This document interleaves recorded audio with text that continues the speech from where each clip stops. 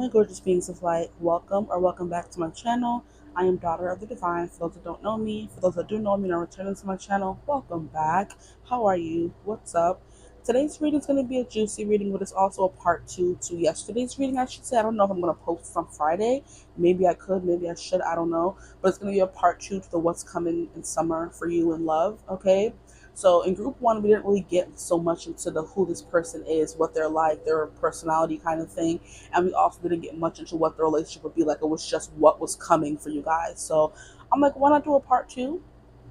Because in doing this, well, yesterday's reading, I should say, I realized how much I miss doing love readings. And even if the channel's not doing that well, I started this channel for me to help people, that kind of thing. And as long as I'm having fun, it doesn't matter, okay? So I'm going to try to get back into that energy of not caring about the views or whatever, you know? So I love doing love readings, whether people love watching them or not. It's not my problem. I'm going to still do them. So yeah, I want to do a part two, and in today's reading, we're going to be getting into what will the relationship be like, what are they like, how will they woo you, kind of thing, and yeah, that's about it. So I just saw 111 for anyone that's curious, but also, what was I going to say? This reading may be long, it may be short, it may be, who knows, I don't know. But some people like long readings, some people don't. But because we're getting to so many different prompts and topics in one reading, it's going to be long, just letting you know.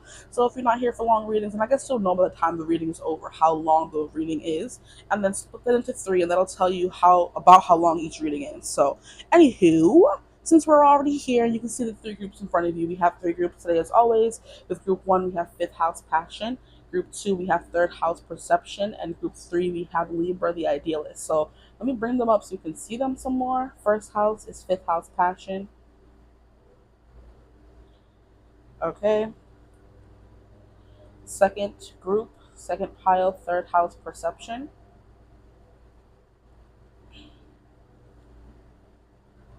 And then third group is Libra, the idealist. Okay. So you're going to choose the card, the energy, the pile, the number 1 through 3 that is calling out to you the most, and that is going to help you choose your reading. Once you choose the option that is calling out to you the most, you're going to go to the description box and click on that timestamp that correlates to the pile you chose. Okay, for those who may be new or they don't watch pick cards very often. Okay, so without further ado, choose your pile, and I will see you guys at your reading. Bye.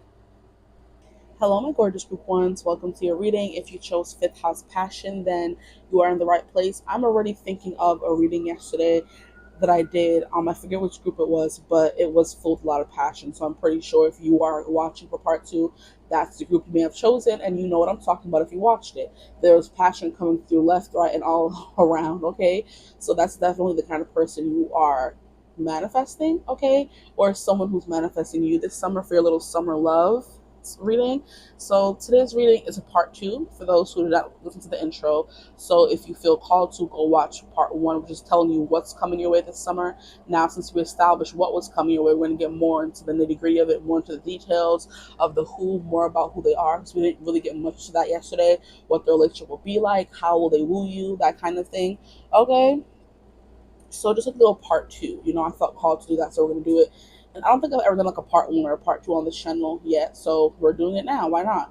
So also another thing that I realized is like yesterday when I did, that was the first reading I did in a while. Okay. No, that wasn't the one. It was the other one. Anyway, it was one of the first readings I did in a while on this channel, I should say. And I'm like, it made me realize how much I miss doing love readings. So I'm like, whether I'm not really gonna care about the views or whatever, I'm gonna do what I love because that's why I started this channel in the first place. Okay, and I do have people here who watch, so I want to give you guys something as well. So I refound a passion of mine, so that's why maybe I felt called to share that little, not testimony, but like that little piece. Like I'm gonna continue trying to do readings on things I love readings. That may not be what people want to watch from me. That may not be what I meant to do, or that's why the channel's not blowing up or whatever. But that's what I love to do, and it could just be a little thing that I do for myself. Who knows? And the people who are already here. So yeah, there's something here about maybe refinding your passion, reigniting a passion. There was also a group about like past love that wasn't you, that's not for you, but there could be someone who didn't choose the group yesterday that was full of passion, but they still chose this card. So your person is someone who's passionate. They could be someone who's a Leo, someone who stands out apart from the crowd. They attract a lot of attention. There was a pile where well, I don't know. I'm getting all these readings mixed up. I'm doing readings on different channels, and it's like, okay, there was a reading that I did recently where I was like, maybe you could have like big hair, curly hair, poofy hair, or just a lot of hair. Okay, that's the kind of the characteristics coming through. Now that I could be confusing you, and there's cross watching, all kinds of things, but somebody here has like a big mane of beautiful hair. Just leave it at that. Okay, your person or you. Okay, and it's funny how, let me stop. This fifth house gives peak summer energy, honestly, you know? So this person could just be like a very summery, vibrant, light and bright person, cherry person, that kind of thing. They lighten up the mood, they liven up the mood, okay? They're just like a big source of energy, essentially. Whether this person is fast, they speak fast, they're upbeat, there's just something about their energies. Like I'm hearing a generator, you know?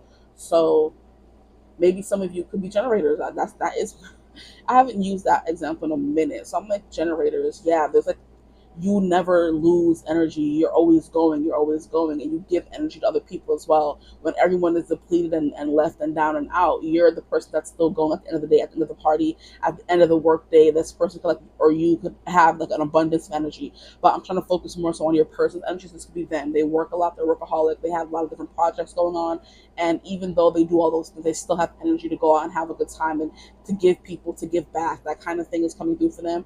But I love how I use watermelon in the title of the last reading, and now we have watermelon coming out. And I always consider watermelon to be a peak summer fruit. We also have this carnival, this circus, this amusement park. This person is very fun, like I said. They can be very funny as well. They always, like I said, bring up the vibes, you know, ramp it up, amp it up, like an amplifier, generator, whatever you want to call it. This person is that, okay?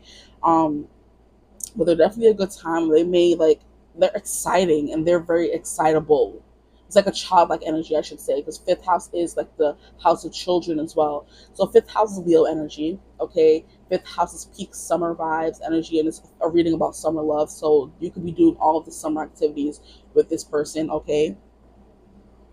And then they have like really childlike energy that attracts people to them, and innocence about them as well. You know, they could love watermelon, you could love watermelon, and I do feel like they are like they could smell. You could come look at the flower here, and it's giving like fragrant. Okay, um, yeah, like a carnival ride, an amusement park kind of thing. And I do feel like I said, you guys are going to be going on those kinds of dates in the summer because that's the perfect time. Why not? They're going to win you the bear. You know what I mean? You guys are going to have some funnel cake or deep fried Oreos or whatever people eat at carnivals. You guys can go to amusement parks, Disney World, Six Flags. I'm here in Busch Gardens, SeaWorld, you know, wherever you live, those amusement parks are coming through. Just like really fun stuff. This person likes to do activities is what I'm getting. They like to move their body and get up and go and bowl and skate and mini golf and stuff like that. You know, go-kart racing. All those things are coming through for this person. So they're like a big kid at heart, essentially, is what the fifth house will represent in a person. A big kid at heart. And the way kids never lose energy and never want to go to sleep, this person never wants to stop spending time with you, or they never tire of you, or they never just tire in general. Okay, so a little about that person. Here we have performance. This person could be a performer, and that's fifth house is very creative energy. So like I said, they have a lot of passion projects that, and they never tire of doing it, which would be a manifesting generator or a generator in general. They're meant to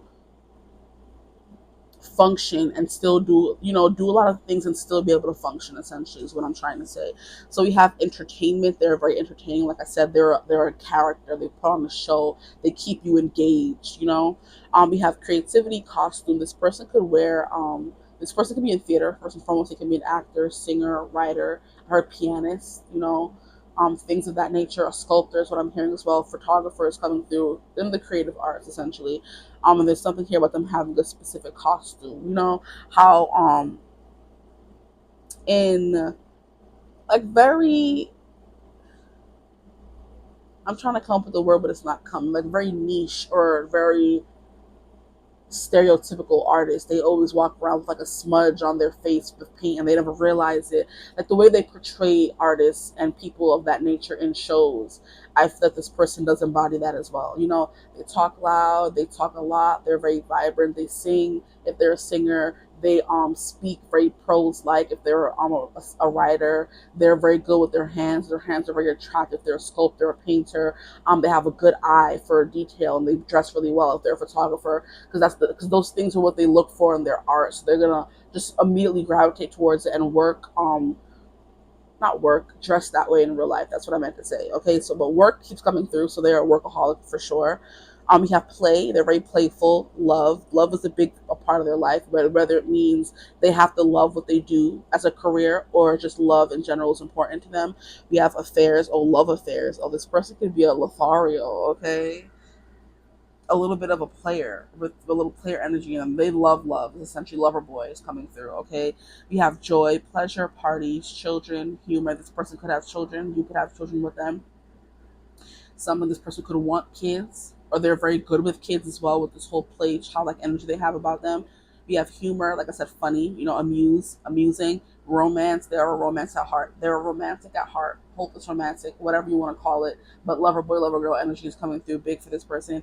And then we have disco ball, which is somebody that just shines, and they make the whole room glow as well. And they're also mesmerizing, transfixing, because when you look at a disco ball, it's kind of hard to look away. It's just like so shiny, you kind of get hypnotized. This person is beautiful. Fifth house energy, beautiful. And it's funny because I was watching a TikTok video about a woman explaining how your kids will turn out based on your fifth house placement. And she said if you have fifth house placements or Venus in the fifth house or something like that, yeah, based on your fifth house placements, your kids were going to be this way or that way. And the Venus fifth house, Leo fifth house, whatever you want to call it, this person got Leo in the fifth house. I don't know what I'm saying. Venus in the fifth house meant that your children was beautiful. Okay, she's like, I know everybody thinks their child is like the prettiest thing on the earth, but yours actually is. So there's something here about this person having beautiful kids or them being the beautiful child of their parent, respective parents. Okay, so that's coming through.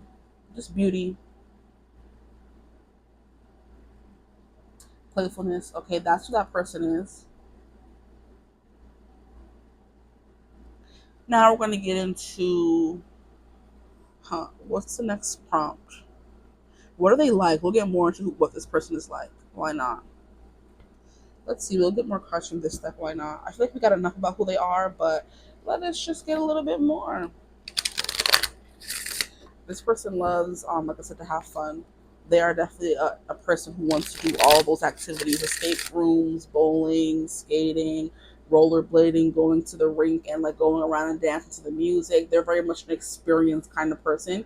So, like I said, when it comes to dating them, those are the things. Be prepared, okay, to do those things with them, okay, or at least have them try to convince you to do them with them.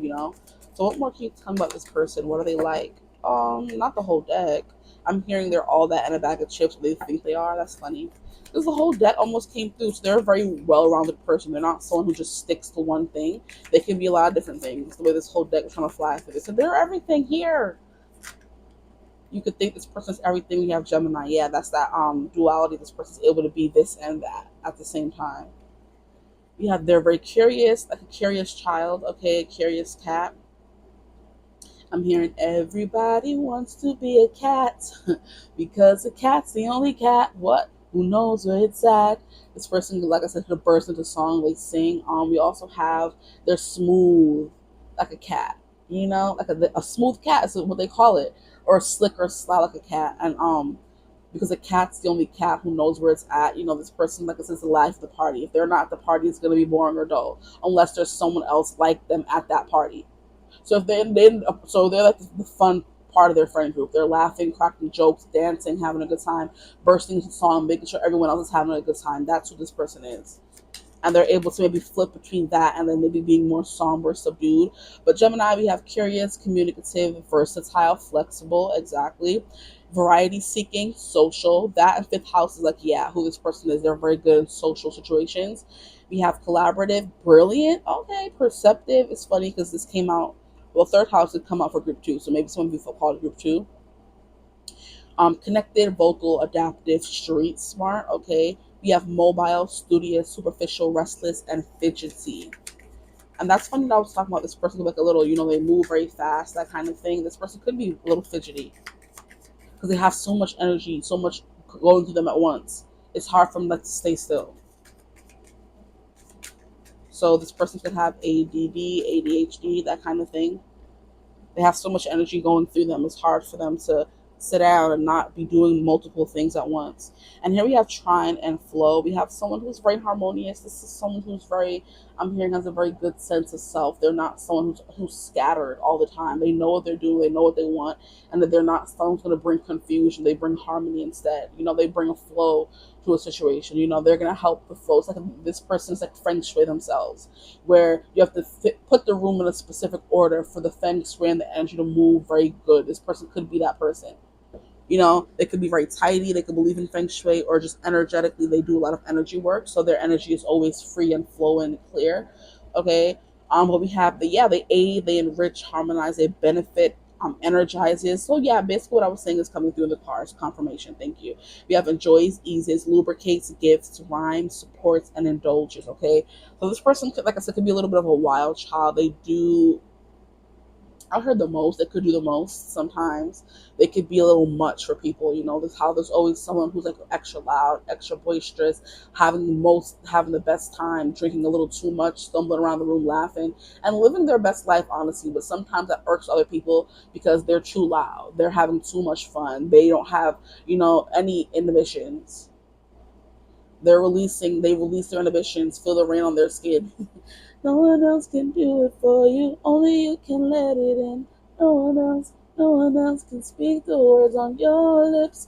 That kind of thing. So this person is very talkative and very vocal about what they mean.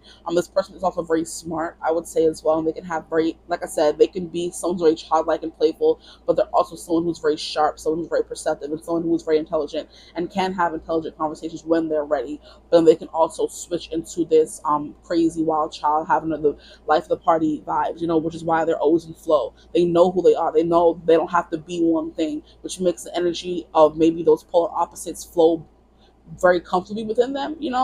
There's a harmony within them, even though they may be two completely different people sometimes. There's a method to the madness, I just heard. Okay, so that's about who this person is. Now I want to get some tarot cards for how this person will woo you. Okay.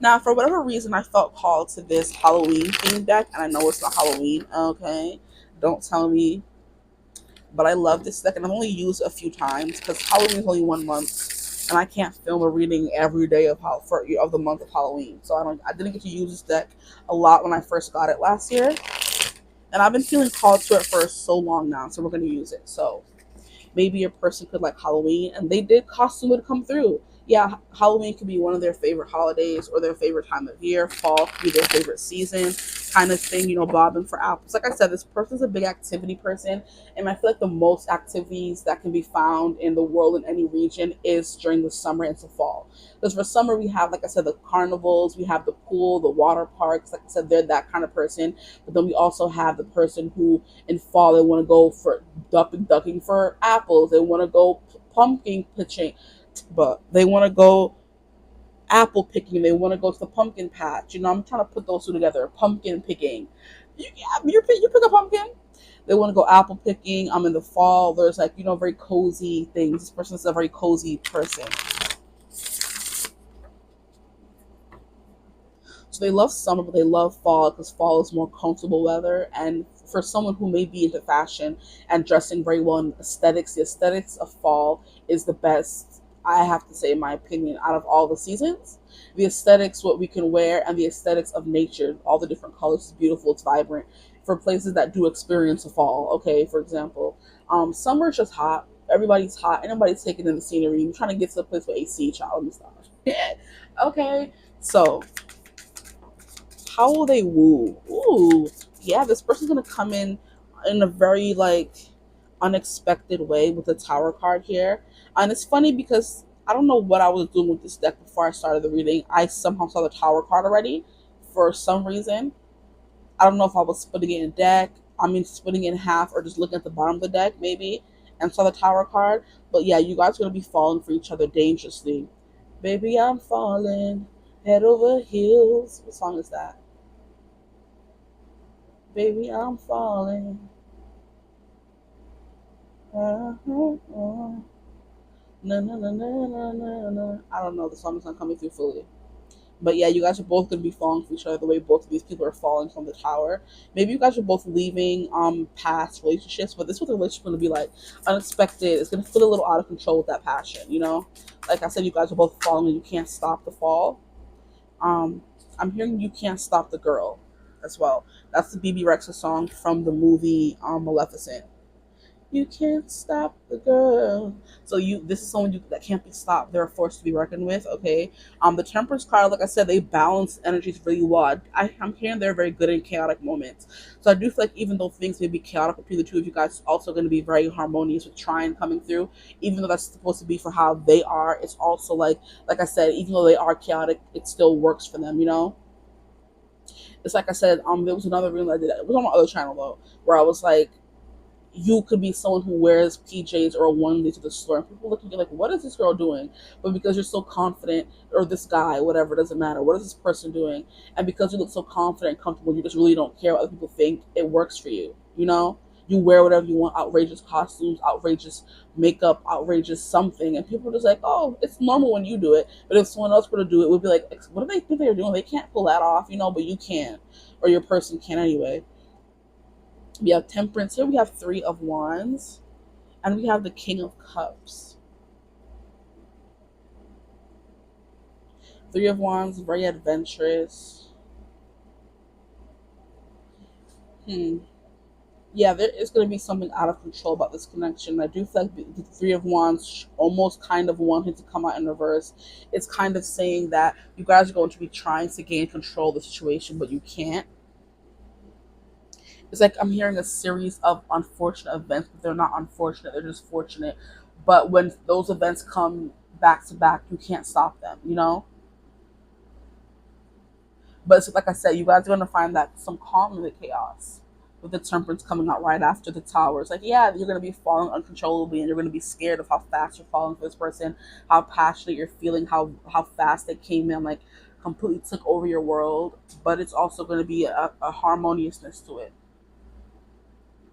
And Temperance is very much like Sagittarius energy, and that always confuses me because Sagittarius, I would call them chaotic. I wouldn't call them someone who has any kind of temperance, you know. But I guess it's just some Sagittarius. I'm not gonna, generalize a whole sign, okay? Because I hate when people generalize. Virgos, okay.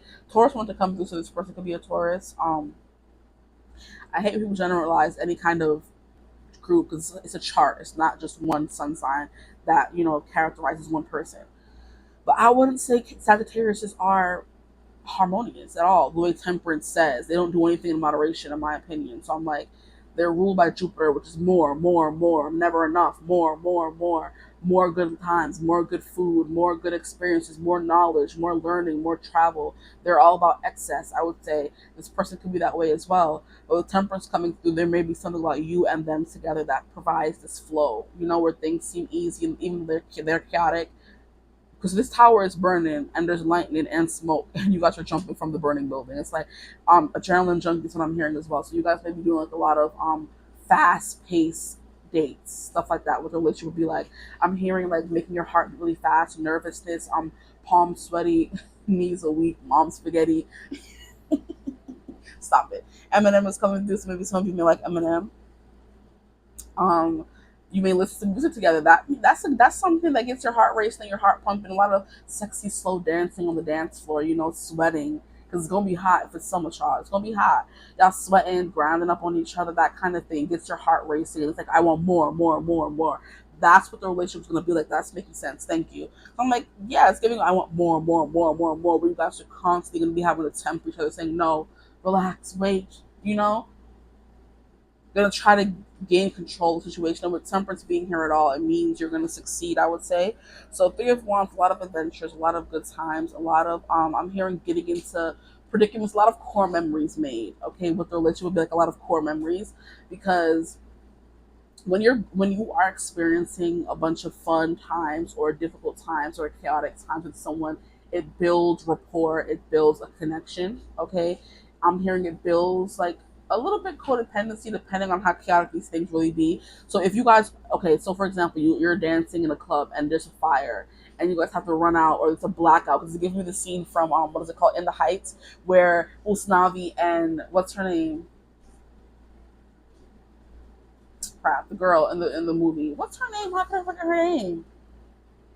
Usnavi and yeah, I don't know who I'm talking about. I've seen the movie. The girl he loves, he's in love with, basically. They finally get their date, and they're dancing at the club. Vanessa's her name, because the song just came through. Vanessa, um, the way you flex, the way you strut on the floor makes me want you more. You know, Vanessa, let me get the next one. Vanessa, let me interject some. So she's basically getting her first date with Usnavi. And all these guys in the club she goes to know her because she comes there and has a good time. She's the life of the party when she's there. And all the guys want a little piece of her, but she's supposed to be there with Usnavi, child. Okay, right? And they just keep saying Vanessa, you know what I mean? Everybody's calling her, pulling her, dancing with them, and she's like, "Oh no, I'm here with someone." So I was like, "No, girl, go have fun." Da da da. But then he go into the corner and gossip with his friend. She's just trying to make you jealous. Jealous? I ain't jealous. I can take all these fellas, whatever. You know that song is coming through. So, but anyway, the situation that I was trying to say is, in that movie, there ends up being a blackout in the club. Okay. And everybody's running, everybody's scared, everybody doesn't know what's going on. And I do feel like them experiencing that together and getting out at the same time and finding each other after they got out of the club, they end up getting into a little fight. So it's, like I said, very passionate. When there's very passionate feelings, there's very passionate fights, very passionate exchanges. And it was even a sound going on TikTok when the movie just came out, where it's like, you were dancing with all those guys and I barely saw you all evening. And she's like, what are you talking about? You told me to dance with them. You know what I mean? And they get into like a little tiff and they kind of go their separate ways. And immediately he feels guilty because he was jealous and he did tell her to go dance with them. So what do you mean? You know what I mean? So yeah, there's something about that. But that experience kind of bonded them together because even later on in the movie when they're singing Carnaval del Barrio, and I said it so white, I'm so sorry. I don't feel like, trying to pronounce all those R's and, it's Carnaval del Barrio, essentially. And when they're singing the song, she's like, you can't even go to the club with a friend without having somebody shove you. And then the lady's like, ay, por favor, Vanessa, don't pretend that Usnav is your friend. We all know that he loves you. So even it comes through again in the end of you can't even go to a friend, go to the club with a friend without having somebody shove you. I'm like, girl, you know that man is not your friend. Stop lying to yourself.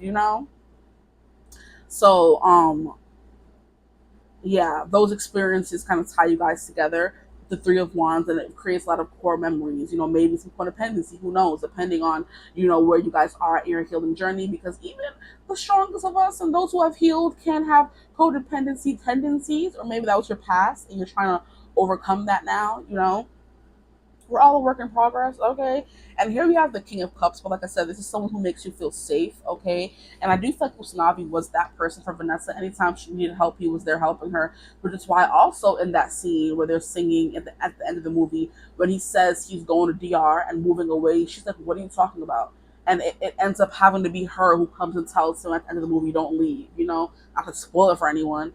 But yeah, she had to finally admit those feelings you had. So that you could be dealing with like I said, lover boy, lover girl, perpetual bachelor or bachelorette, whatever, and they don't want to be tied down because she didn't want to be tied down in the movie, even though we all knew she knew that Usnavi loved her or liked her, and she was like being coy, playing coy with him, playing coy with everyone else. But in the end, when she risked losing him, she finally stepped up and said, "Hey, I don't want you to leave. Don't leave." It's like whole lot. And maybe you guys have to go watch In the Heights and pay attention specifically to Usnavi and Vanessa's story, because in that movie there's a lot of different storylines going on. We have the other girl, I forget her name right now, Nina, and what's his name story? Nina and whatever. That's not what we're talking about here. We have a lot of different storylines going on of different relationships, couples, whatever. But I feel like maybe Usnavi's and Vanessa's story is important to you guys here. Okay. So what would the relationship be like? It would be like very, like I said, flow. This person is, no matter how chaotic they come off, they are someone who's very chill and go with the flow. They're someone who can see reason. They're not someone who's impulsive and doesn't want to, see the other side of the coin. With them being a Gemini, they can see both sides of the coin. They can see, they have the perspective to see your side of things, to see their side of things. You're not only thinking of them. So basically it's like empathy in some kind of way where they understand what you're saying, but they also have their own point of view of the situation. But they're not going to be like, oh, it's my way or the highway. That's not the kind of person this person is. They want to find some equilibrium here. They don't want to be in a fight or in a tiff or in a disagreement. They want calm, you know? And I heard anxious avoidance. So maybe this person likes, because they like calm so much, they run away from anything that's not calm, anything that is chaotic. They need stability, they need structure, that kind of thing. And if it's not that, they're running. Okay, so you could have a runner on your hands. Okay, and when you try to confront them about it, you being the person you may be, they like run away from you even more. Even though you think, oh, I thought you could handle this.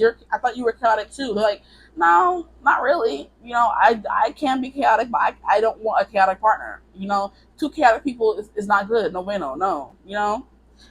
So let's see what else comes out. King of Cups is giving Cancer, Scorpio, Pisces. They do feel a lot. They're very sensitive. Okay, even if they come off as someone who, you know, like I said, they are life of the party, bad boy, player kind of energy. There is something inside them that is soft boy. You know, simpy in a way, where they just want to be loved on and cuddled up. They don't want to fight and they don't want disagreement. So like I said, whenever those may come up, this person leaves and runs, and that could be a potential problem. Is what's coming through for this person. So just, you know, be on the lookout for that. At the bottom of the deck, yeah, they're prone to run and like get stuck in this energy and overthink things is the vibe that I'm getting. And it's like this person knows what to do here with the owl, and it's usually something about a key in their hands that unlocks the thing, but they're fine just laying there, or you know, being in limbo. This is that kind of person. You want to resolve the fight, and they're fine being in limbo because it means they don't have to confront what is the problem. Ooh, they gotta. Anyway, what else will the relationship be like? What will the relationship be like? These cards shuffle so pretty. We have Two of Swords. Yeah, so there's going to be a period of them having to maybe decide to become someone different, do things differently. Both of you having to decide whether you want to stay or whether you want to go. Oh, that's also what I want us to get into. What will happen beyond the summer? Will this last beyond the summer? Thank you. Where's my pen? I'm like, I know there was something here about something. Because this is just supposed to be a summer relationship. We don't know if it's supposed to be forever or not. So I want to see if it lasts beyond the summer. Where's my pen? Vanessa, let me get the next one. Vanessa, let me interject. Some the way you flex, the way you strut on the floor makes me want you more. Bartender, can I get an amaretto sour for this ghetto flower? How are you so pretty? Usnaf was an idiot, bro. That's beyond summer. Okay. You have me at hello, you know you need me madly, truly, deeply. Let's get freaky. Like, sir, I something. You're the strong and silent type, but I'm the Caribbean island type, and I could drive you out all night. Say something so I don't stress. She's like, no habla inglés. Yes. Like, stop it. Move. Usnavi was an idiot. So this could also be a person that if you make them jealous, they try to get back at you and make you jealous, even though they told you to dance with other guys. Be careful. I'm just giving you little, you know, disclaimers. Everybody's not, you know, just white. There is some black in everybody's, you know, tea. Ace of Wands, interesting. This person's gonna have a, you know, for you. Look at this bone. A bone to pick with you, maybe? Which I know what I meant for the grown people out there. What the Ace of Wands means. They're gonna have a blank on for you. Okay. So, what else? What else? What else? Yeah, this person. See, the thing about the King of Cups is he is someone who is hard to read. Okay, he keeps his emotions so close to his chest that you wouldn't even know. He wears a blank mask, but he could be raging or sad or just mad underneath, and you would not know it because his face is giving composed. Like I said, the ghetto. I don't like this. You know, not too much on this person, but people like this just are scary.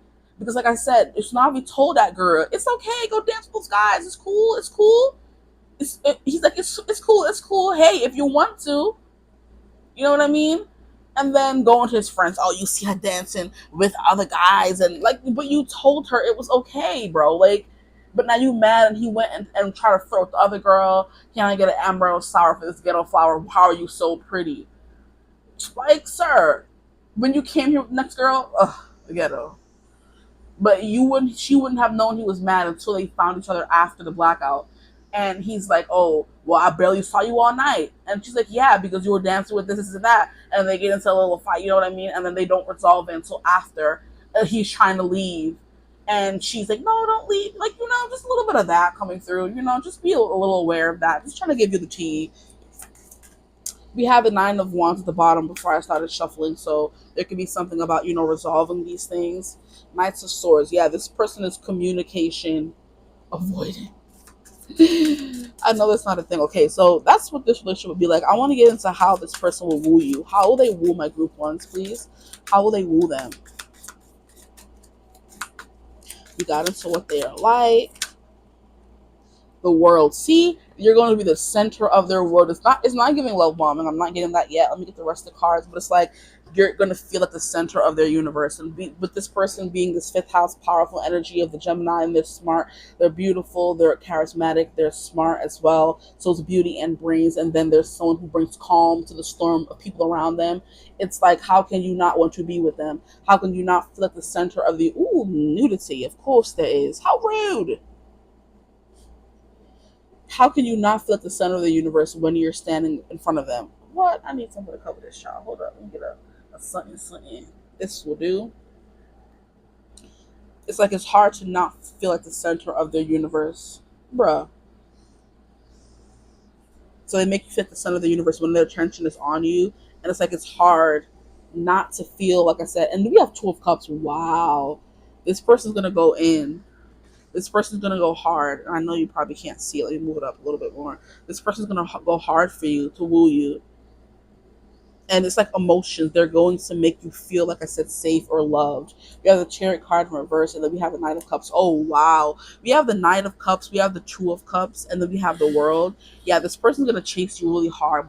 The Chariot card is going to seem like they're not doing enough, but you're still smitten. Oh, this person's dangerous. I'm hearing something and dangerous. If you're one of us, then roll. Is it hot and dangerous? Wow, we have the Chariot in reverse. So it's like, why do I feel so smitten or whatever by this person when they barely put any effort? They're not doing enough, but I still want to be with them. This is wild. Okay, so how will they woo you? They're gonna treat you like you're their person, like they're in a relationship with you, even if you're not. They're gonna treat you like their boyfriend, girlfriend, significant other, and like you're the center of the universe. These two came out together, clarifying the other person. So it's like whenever you're with them, they're doting on you, loving on you. You know what I mean? Holding hands, kissing, looking, caressing, that kind of thing. And then we have Knight of Cups, romantic gestures, showing you how they feel. And the King of Cups coming out. This person uses, I don't want to say emotional manipulation because I'm not getting that fully. But they may not know it's emotional manipulation, but they know how to woo people to get them invested in them. And they may not be thinking about, oh yeah, I'm gonna do this and that and get them to fall for me. They just always know how to. It's like they're your own. Charles, if Edward don't move, your own personal brand of heroine. This person knows how to get you, in particular, just people, men, women in general, locked in. They treat you like you're in a relationship. I don't want to say love bombing, but it's giving a little bit of that. It could be for some of you. It doesn't have to be for all of you. It's that this person's like, I love you too early on. They're sending you flowers. Oh my gosh, you're so beautiful. Da da da. Just oh my gosh, just flooding you with compliments. They're flooding you with romantic gestures, with big long paragraphs. This person, like I said, is an artist, and they are creative, so they're coming up with creative ways to show how they feel about you, and it's just madness. Now you're wondering, is it for real or is it not? Or I'm just wondering, I don't know. But with the Chariot being the only one coming out in reverse, it's like the Chariot is someone who's determined they're in it they're in it to win it.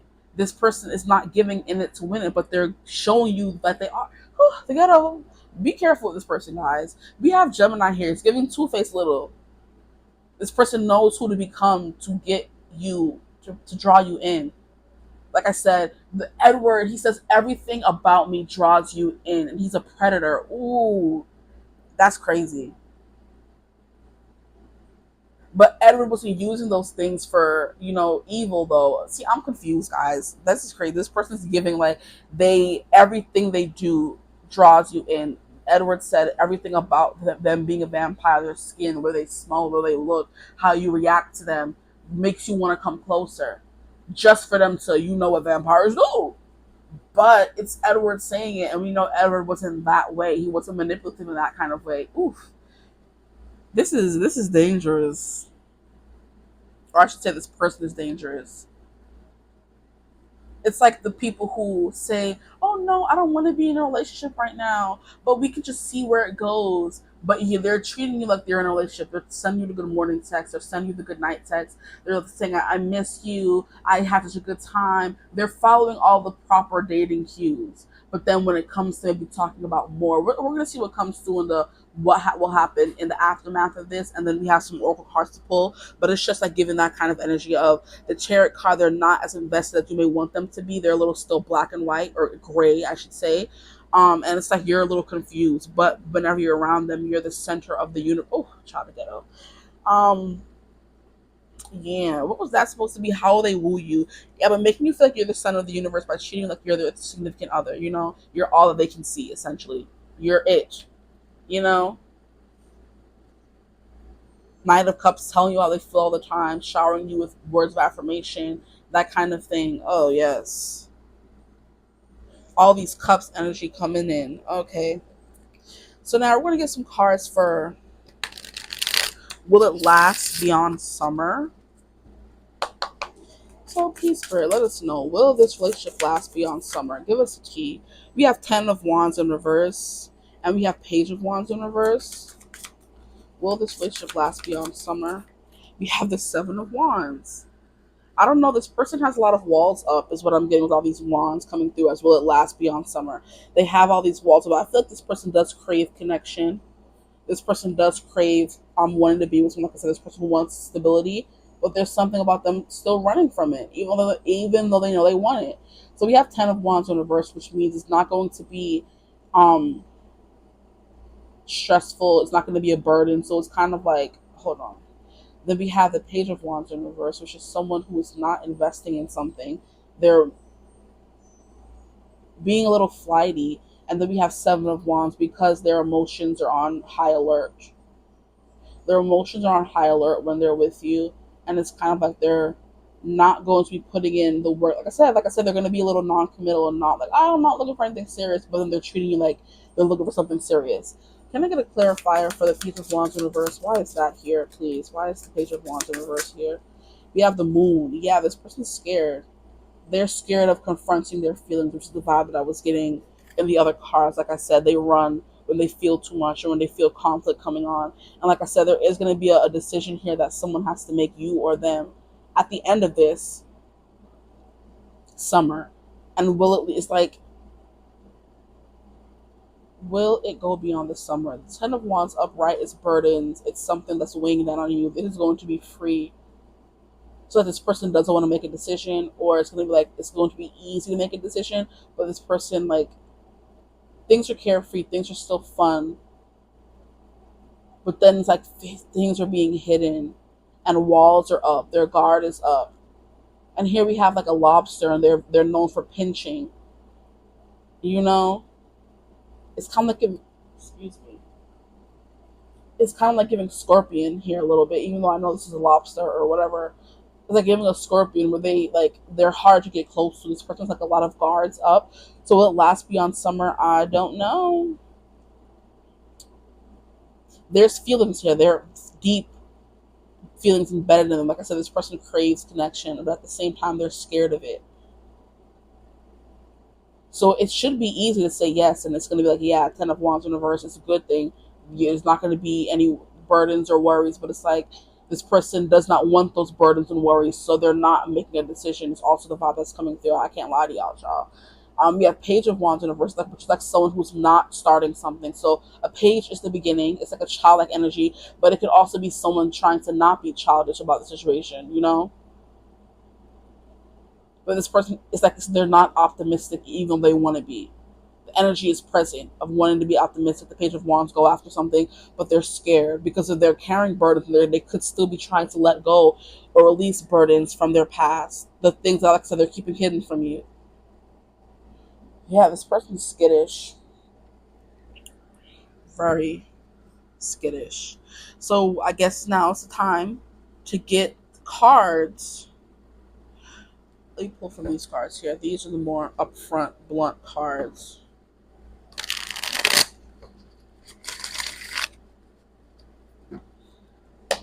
Will this last beyond summer? I should have just asked these cards in the first place. The tarot card just be confusing things, y'all. For me, anyway. I can never get a straight yes or no answer. But we have 2 coming out in reverse, 2 coming out upright. But the moon is not a yes card. The 7 of Wands. None of these are yes cards though. But they're coming. You know what I mean? So for some people, yes is the cards coming out upright or in reverse. You know, you pull 3. If 2 are upright, it's yes. If 2 are in reverse, it's a no. You know. But then the cards have to take into consideration the cards as well. And these are not the most positive cards. But they could be positive with the way they're coming out. But I don't know. Anyway, we're going to get into these cards. We have track, steady forward, movement one way, go the distance, direct route, autopilot, traveling. I think I can. See, I think I can. It's easy to be with you. I have these deep feelings for you. I want to start. You know what I mean? But I'm not sure. So it's like, maybe on track, focal point. So you're on track to something. We have summer. Thanks for coming through, summer. We have summer, major opportunities, celebrating the light, warmth, growth, bold, relaxation, enjoyment, expansion. See, so it's giving, it can last beyond summer. Positivity, building strength, weight, things will unfold. Yeah, so things are still unfolding. I feel like with this moon card here, there's still some things this person may have not told you by the end of summer. And it's like it's been all about fun, having a good time, keeping it light. But this person needs to unburden themselves when it comes to you, and they have some things to say and guards to let down. And then after that, we'll see what happens. So I'm hearing up in the air. Will it last beyond summer? Please, one more card for confirmation. Will it last beyond summer? We have timing, Taurus, a fixed sign. Fixed sign is giving, committed and loyal, Queen of Earth. We have a year from now, during the spring, from April 22nd to May 21st. So this is giving, it could last up to a year. Or a year from now, you guys will still be together, because then we have during the spring, which is still after summer, the coming months after summer. And then we have from April to May 21st, which is Taurus season as well. So this person could be Taurus. But the Hierophant is Taurus energy, and that is long-term commitment. So yeah, it can last beyond summer. Will it last beyond summer? These cards are saying yes. But there are some things to overcome here. Some light that needs to be shed on a few things. This person, and the 7 of Wands can also mean fighting and defending your territory, So you guys are going to be fighting for the connection, okay? Even though things are not easy and things are not they're going to be a little hard and difficult. But we have ruling planet Venus. So yeah, I feel like the love between you guys is very strong. We have stable, stubborn, possessive, persevering. Yeah, persevering, and that whole direct route, steady forward movement. Yeah. We have sensual, that came through with passion. We have down to earth, physical. Like I said, this person loves their physical pursuits, whether it's activities or activity based dates. Hiking could also be a thing this person loves to do. We have strong, prosperous, dependable, the Hierophant. So I feel like these cards all together are saying yes. But the tarot cards tell it like it is. They said, hey, it may take some things to overcome, but in the end, you might get what you want. Now I'm going to pull some cards from this deck here and see what comes through. I did pull from these in the first original reading, so we'll see if we get any repeats. But we have major opportunities. There will be opportunities for you guys to speak and unburden and, tell each other secrets as well. We have marriage, wow, and the Hierophant, of course. So yeah, this can last beyond the summer. It will. I guess it just depends. We have spirit, soul path. This is the path that you are meant to follow. And I do feel like how they'll woo you, this person is showing you what they want to do, but they're maybe not trying to pressure you or push you to do anything. Because the Chariot card can be a very determined energy. That's my way or the highway. Maybe it coming out in reverse could also be a meaning of they're showing you that they're not putting their will on you. They're not forcing their will on you. They're giving you a choice, Because Cancer energy is present in the Chariot card, and that is all about mothering someone, making them feel safe, So that could be a thing, how they woo you. They make you feel safe, and they try to protect you in that kind of way, And I feel like I just heard they think by protecting you from their emotions or their past is them caring for you or taking care of you in a way. They don't want to burden you with their problems. Okay, we have dreams come true. Wow. Have faith. Your rainbow will come shining through. And we have signs and clues. So I do feel like maybe when the time comes for you to make a decision, there will be signs and clues, letting you in on if this connection will last or not. It says the universe is talking to you. So it's gonna feel like maybe the universe is more alive than ever when you're with them, or when you're wondering the summer is over. Like, and don't think give it like it's like don't give it an expiration date. Don't. I'm just asking, will it last beyond summer because I'm nosy.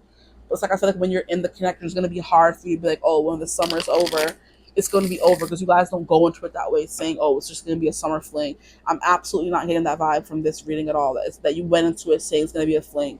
You guys may have gone into it and said we can see where things go, but we're not going to say, oh, this has to end at summer. So you guys aren't looking at it or going into it with the expiration date already, which is good. Okay, what else do we have? We have attraction. Yes, we covered that. You attract romantic love by enjoying this moment fully. There's something about you guys just being, very attracted to each other, and you got your energies. I feel like maybe what you need or what they need is what you guys have. Like exactly what the person needs is what each of you have. We have getting to know each other. A lot of that getting to know each other. We have as you reveal your innermost selves to each other, your bond deepens. What else can you tell me about this connection, please? It's coming to my group ones in the summer. We have romantic feelings. Like, what more do we need? I'm hearing scared but doing it anyway. That could be that Page of Wands in reverse. You're scared but you're doing it anyway. And I'm hearing I'm not new to this, I'm true to this. We have free yourself. So there is something about someone having to free themselves from some kind of thought process that keeps them, bound, is what I just heard. Here we have retreat. It's time to disconnect from the world. That's how it's going to feel when you guys are together. Like no one else exists. And that's that wooing thing. That's literally what the wooing was trying to say. It just came through very clearly. Like this person's like, you're my person. That's about it. When we're together, there's no one else here in the room. Love it. That's beautiful. Spirit soul path. Yeah, this person is your soul path. I'm getting a little. You have a personal evolution within your relationship. So even if there is obstacles to overcome, I feel like you guys are going to overcome them because you were meant to, you know? So anything else I want to pull from? No. I mean, I have this deck here. Why not pull from it? I pulled from all the other ones. Oh, I wanted to get a song for you guys. What time are we at? Let me look. 50 minutes. Jesus Christ. So maybe not pull from this deck and let me get a song, period. And just see. How will this person feel for my group? Come here.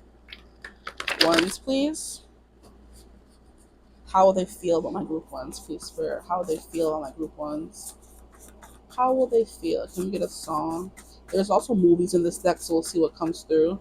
But it's mostly songs, so that is way too many. Ooh, this song came through in a reading yesterday. That's confirmation. This song I'll keep it too. So these two, and then these. Okay. That's it. I can't take no whole bunch of cards, guys. We're going to be here forever.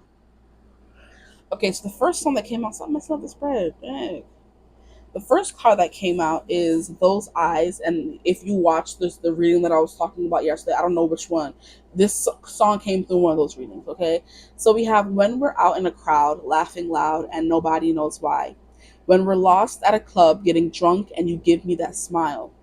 Going home in the back of a car, and your hand touches mine. When we're done making love, and you look up and give me those eyes. Because all the small things that you do always remind me why I fell for you.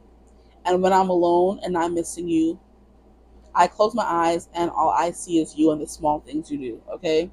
So that song is coming through. Now here we have Good Night and Go. Tell me why you gotta look at me that way. You know what it does to me. So baby, what you trying to say? Lately all I want is you on top of me. You know where your hand should be, so baby, won't you come show me? It's giving teasing, flirting, texting someone saying I need you right now. It's a quarter after one. I'm all alone and I need you now. That song is coming through as well. Need You Now by Lady Antebellum. But it's like this song, Good Night and Go, was basically a song saying, why were you so cute?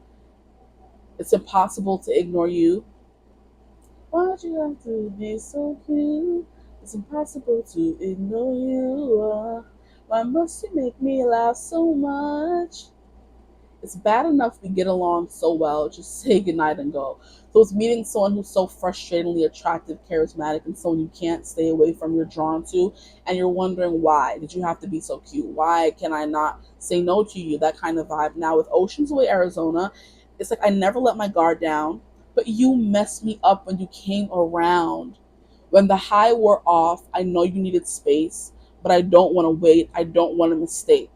A few thousand miles and an ocean away, but I see the sunrise just like the other day. Oh my gosh, bro. So maybe there's something here about you guys staying out all night together in the summer and watching the sunrise together. And when they're not with you, when you guys go on that break or that decision process of what are we going to be now, or of them doing something wrong and them having to come and make up for it and crawl or grovel.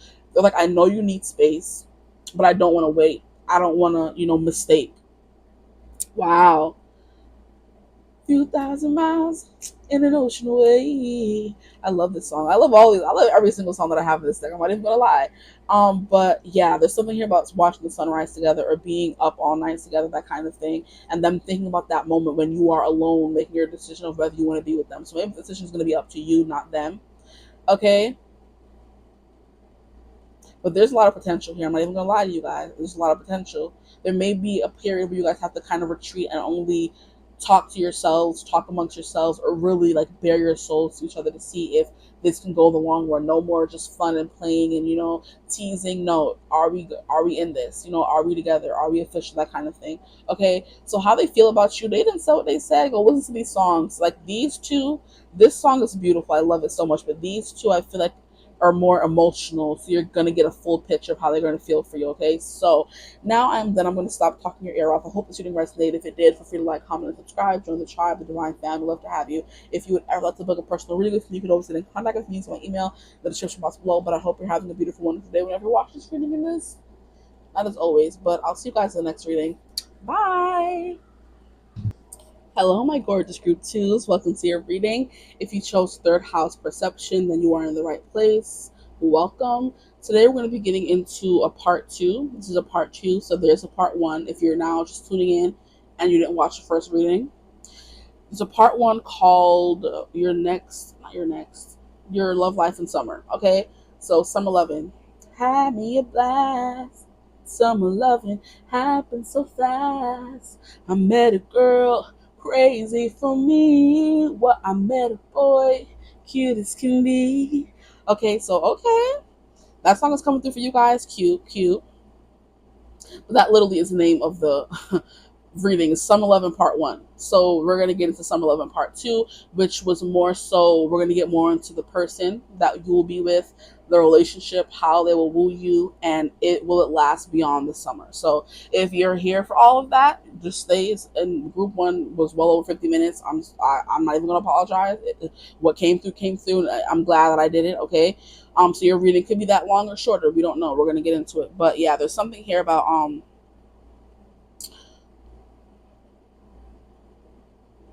Summer loving had me a blast. Summer loving happened so fast. I met a girl crazy for me. I met a boy sweet as can be. Summer dreams.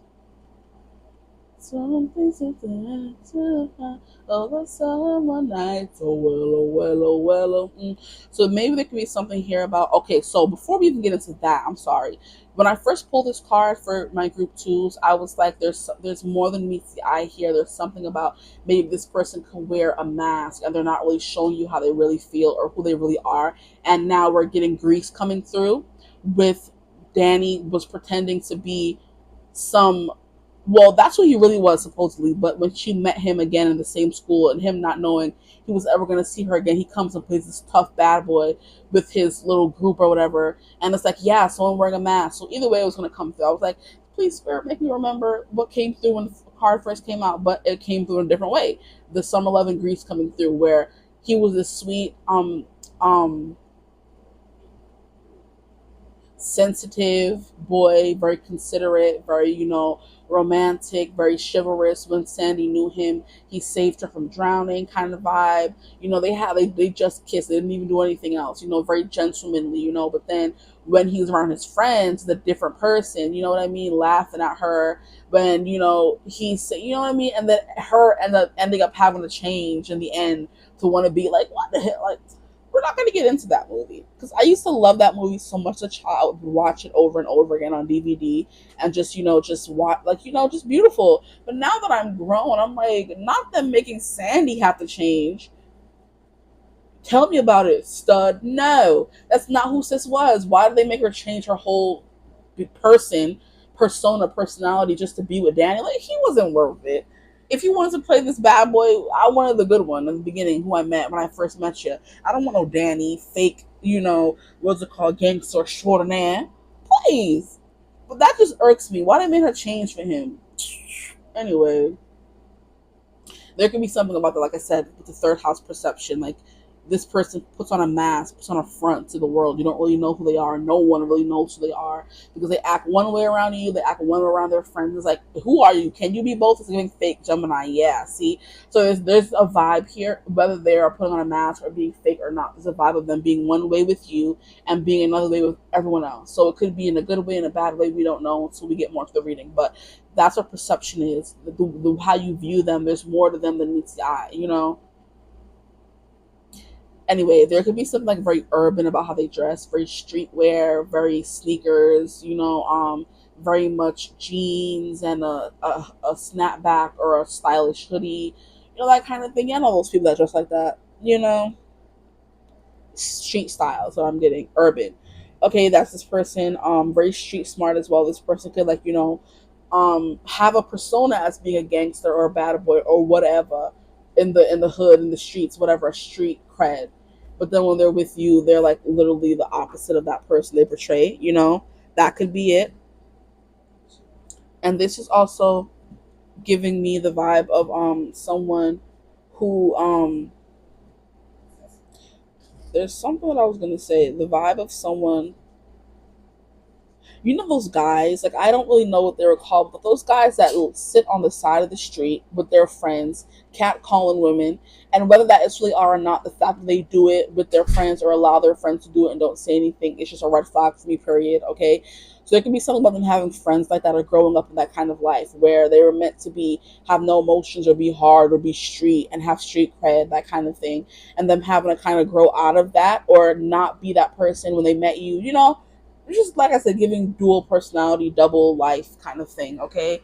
But also very smart. It's giving code switching maybe, but I don't think them being some way with you and one way with their friends is code switching. I think it's just being, I don't know, versatile. I don't think that either, but I'm not gonna put negative from one card, negative connotations with someone based on one card, okay? So we have speech, thought, social media, excursions, dating, siblings, research, street life, circulation, discussions, surroundings, and sociability. Now, also another disclaimer: some people like that kind of personality. Okay, people who are hood, street, whatever. They have some cred. They are a little gangster, a little bad boy, that kind of thing. Um, know how, street smarts. People love people. Some people like people like that. So I'm not trying to rag on your person at all, but I'm just like, be who you are all the time. Don't be fake. Okay, that's what I don't like. People can be a bunch of different things, but don't be fake about it. Or negative with it, or chauvinistic is, I think it's the word, or chauvinistic. Don't do be that. Okay. Anyway, there is something about this person, their speech, so it could be significant. They have an accent. They're either a country. They have the accent from wherever they come from. You know what I mean? That kind of thing. We have thoughts. I'm hearing they're very upfront. They could be those people who do graffiti on the side of the road. Those, like I said, those hoodlums. That kind of energy. We have siblings. There could be something here about them, their family being important to them. Photography could be a thing as well. They're all around the place. You know, it's like giving me someone who's like a promoter. Exactly. That's the vibe that's coming through. Someone who's always taking pictures, who's always on the side of the street trying to get somebody's attention, saying, "Hey, you want to come to my new club, or we have something opening up," or those kind of people. You want to go to my comedy club kind of vibe. And you've probably never experienced that if you've never been in New York, in the city. Like they come at you every which way. You want to come have a free show at my club? Come to my club. Oh, we have a club coming through. And their vibe is to get women to come there because you know where women are, men will follow. They're trying to pick up any woman on the side of the street to get men to come to their club, and women come in free, and men have to pay, like that kind of thing. This person could be in nightlife, you know, that kind of thing. And like I said, no, I have no problem with that at all. But if you're being fake, that's where I have the problem, kind of thing. So art, graffiti, they can be into that as well. But it's like street life, essentially. Urban, city life is what the vibe is giving me, you know? Person who loves their sneakers, their Jordans, their Nikes, their those kinds of things. They love, like I said, love to dress in the shirts and the jeans and the hats or the jewelry and the, you know, the style that I'm talking about. So stop. Okay. Anyway, we're gonna get some more information about this person. Did I press play? I did. How long have I been talking? 8 minutes. What the heck? I wish I would just be quiet sometimes. Let me stop. We have Taurus and we have Jupiter here. So we have Taurus coming through in Sag. Third house is Gemini. So your person could be Gemini, Sun, Moon, Rising, for all the signs that are coming through. So what else can you tell me about Group Two's person, please? Their personality. What are they like? Okay, these are all I'm going to take. Virgo. Yeah, they're very smart, very intelligent. They're good at, like, it's giving code switch a little bit. It is giving a code switch, or someone who knows how to act in certain situations to get what they want.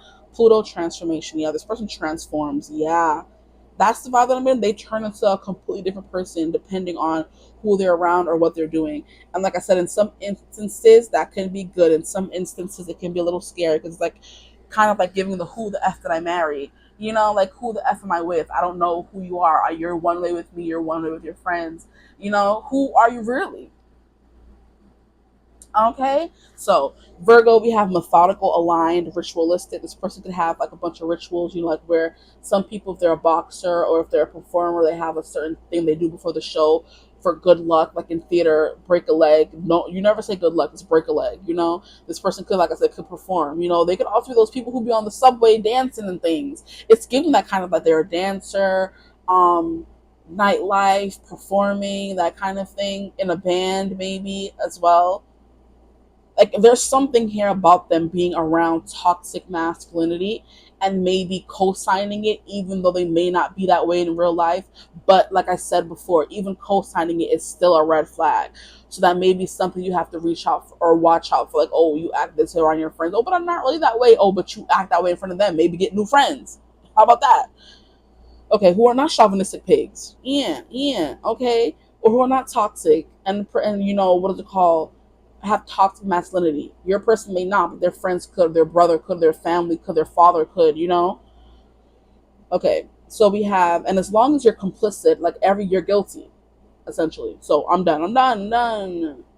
Now we have efficient, insightful, they're healthy, they live a very healthy lifestyle, working out, you know what I mean? Dutiful, discerning, witchy, subtle, pure, refined, accurate, solitary, curatorial, critical, nervous, perfectionist.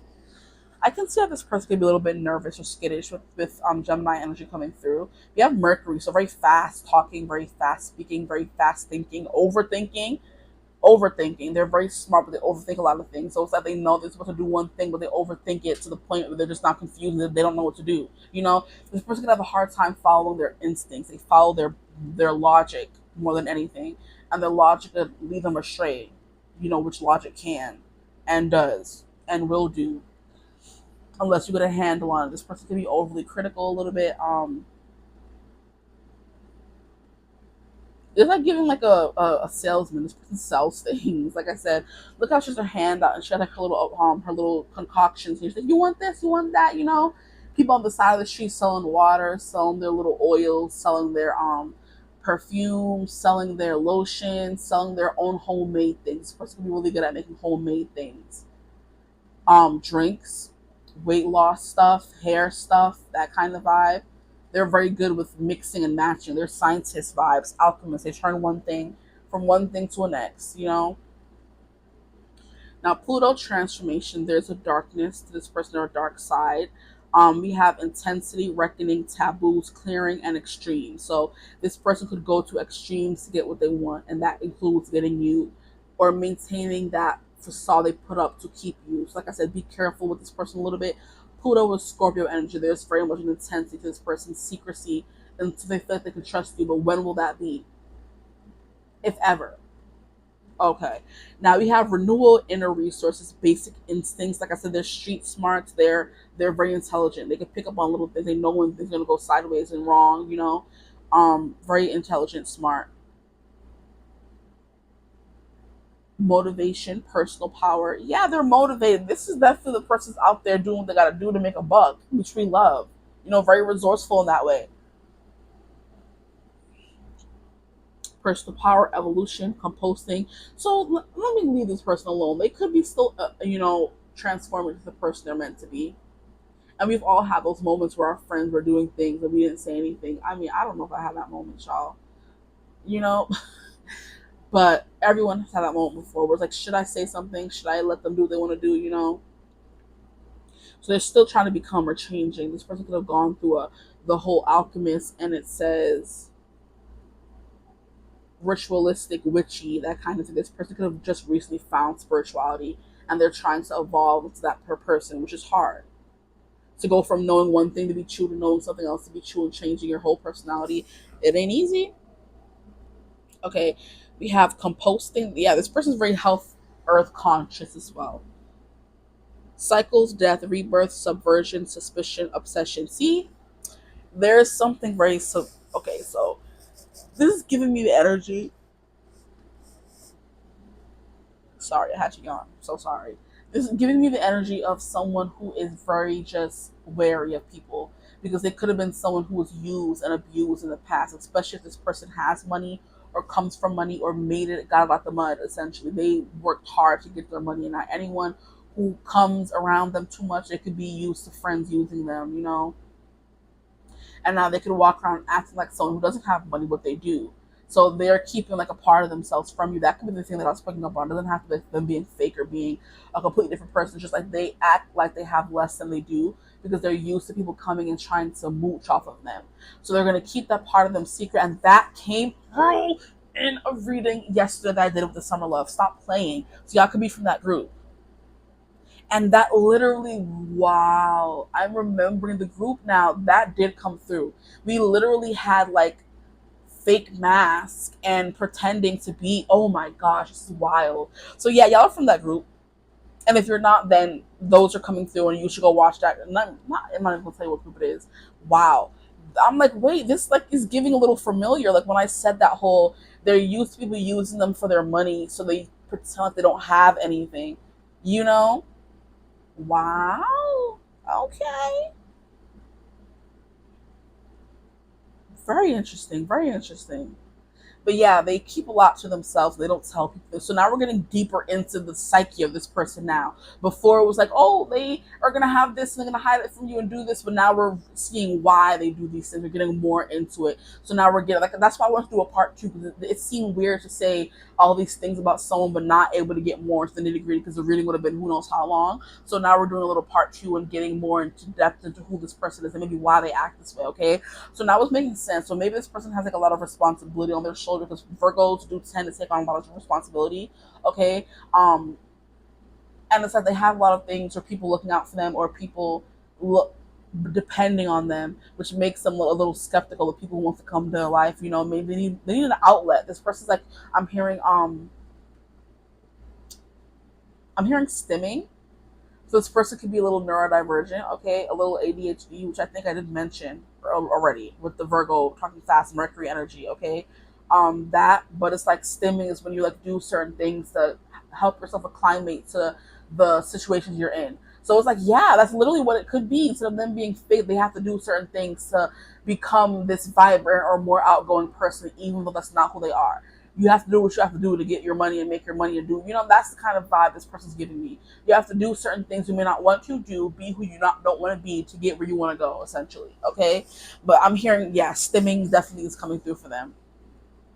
But it's like, you know your demographic, the people who you're selling to act a certain kind of way. So in order to blend into who they are, you have to act that way as well. That may not be who you really are. You just do what you have to do in order to get along with people. So you can be someone who has a business. Okay, this person has a business and they deal with a lot of chauvinistic pigs, other CEOs, other people who have businesses.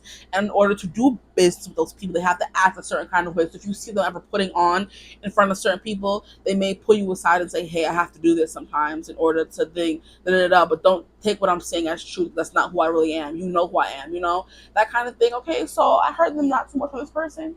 Okay, they doing what they gotta do. They gotta shake hands with slimes and snakes in order to get where they need to go. And that's just the reality of the world we live in these days. Okay, so look at me talking back to myself like, stop judging people. Stop judging people.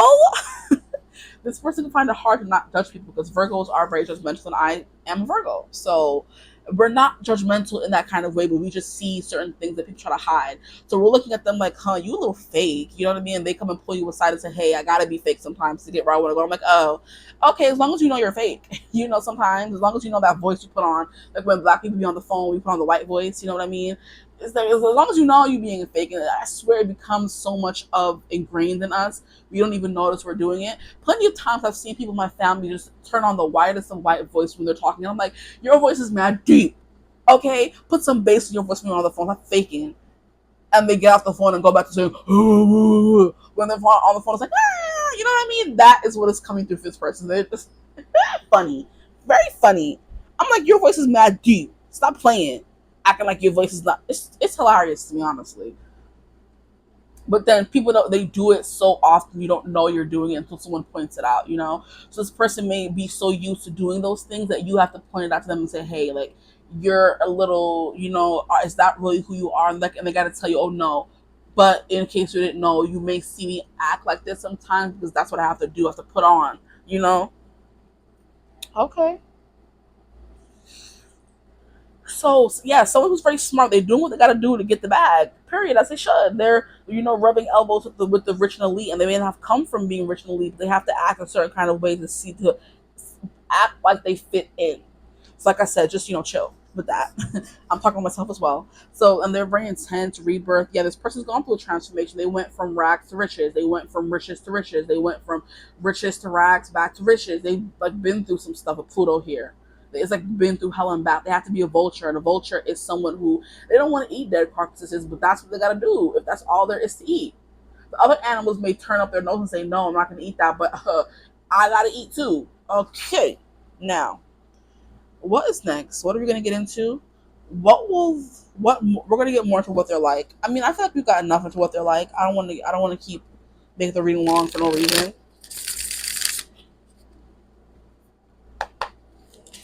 So, what is this person like? Okay. We have Five of Cups. Sad. Boy energy. We'll just take these cards that fell out. We have Nine of Swords. Oh, very much in their head. Yeah, very anxious. This person is. And they hide it very well from you. So, take that into consideration. This person is like always on high alert. They're always anxious. They're always maybe a little sad because they have to do these things to maintain their success.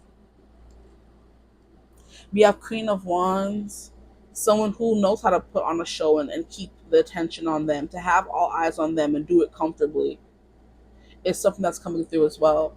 Here we have the Wheel of Fortune. This is someone who's very lucky. And then we have Five of Wands, very competitive. So yeah, they do work or operate in a very competitive field. This person can also be very paranoid because I know this person who made this deck knew. They knew what they were doing. This over here looks like a face. Tell me it doesn't. That's a whole face that we're seeing in the birds. They can see faces in a lot of things. Very like, you know, like I said, paranoid, that kind of I hate seeing faces and stuff. That's a face. I'm not gonna tell them they didn't make it to be that way. I'm not just seeing stuff. This person like works in a very competitive field. They have to, you know, probably be a shark sometimes to get what they want. They have to, when they smell blood in the water, they're on it. You know, it's like even a reporter as well. So this person could be a journalist or reporter. As soon as they smell weakness, they jump on that and exploit it, you know? And that may be something you have to like either learn how to deal with or help this person grapple with, because it's giving that they have to do it pretty often, you know. Five of Cups. That's why they're so sad. It's like loneliness. Like, I'm never gonna be able to have true connection because I always have to be this viper, this snake kind of thing. And it's like, if you find the right person who understands that, it might not be so difficult to find. So they, like, it wears on them, which probably have sadness and overthinking and anxiety and sleepless nights. The things they have to do to get where they want us to go, to be in this Queen of Wands position, wears on them. The Wheel is fixed sign energy. The Queen of Wands is Leo energy, okay? Wheel of Fortune is Taurus, Scorpio coming through again, Aquarius, and Leo. Five of Wands. Five of Cups and Five of Wands. This person can look very sad. They're always working, always having to be someone they're not, and they just want to come home and be themselves and have someone to, like, cuddle them and give them a nice hug and say it's okay. You know, I know you're doing what you have to do to make money or provide for your family. Like, you're it's fine. Like, a lot of guilt they deal with. I feel like I didn't expect the reading to go this way. That's why you always have to get more cards. I was judging them off rip, and I'm sorry, number two's person. They could, you know, let me leave it alone. I'm done. I'm sorry. I said I'm sorry. That's it. Wheel of Fortune, like, very lucky. They're on their divine path, and they're doing what they have to do, and they're in their element. It's who this person is. They're in their element, doing what they have to do. And things are going very well for them, Wheel of Fortune. Very lucky people. Five of Wands, they will fight for what they believe in. They will fight for their place in the world. They will fight for their spot, okay? And you know what this is kind of reminding me of? Because I'm rewatching Charm, the newer version of Charm, the reboot, you would say, that came out in 2018. I forgot how good season one was. It was so good. It fell off after that. I'm not even going to lie to y'all. If y'all have seen it, y'all probably agree. It fell off after season one, especially when Macy left and they came with another sister. It was just crazy. Season four was just all over the place. It's still good TV, but it's not as good as that season one. So I'm watching season one, and there's a people who's in film class. This person could be in the film industry as well, which is also a very competitive industry. And there was a people in the film class who stole the heart of a fairy or a pixie, and when you do that, they're under your control now. So the pixie was out there unaliving everyone else in that other guy's film class, and basically it came out and they said that he was killing off the other guys because he knew only one white man or white male would be chosen for the film internship or whatever. So he was killing off the rest of the guys because it's hard to be a white cis male these days. And I'm like, what the bum? And I know they're doing this to be woke and everything, but I'm like, what the heck kind of stuff is this? So basically, he was killing off men in the show, his comrades, his film industry bros. So he would get the one spot at the end because they were only gonna, um, choose one guy. I'm like, what? Like, you're doing all these things instead of just, believing that the good people will prosper. And they're just like, nah, sometimes you got to do things to get what you want. And it's not easy, which is why they have all this guilt and all this energy on it. Ciao. Good luck with this person, guys. Okay, so yeah, they're very much in control of everything that's going on around them.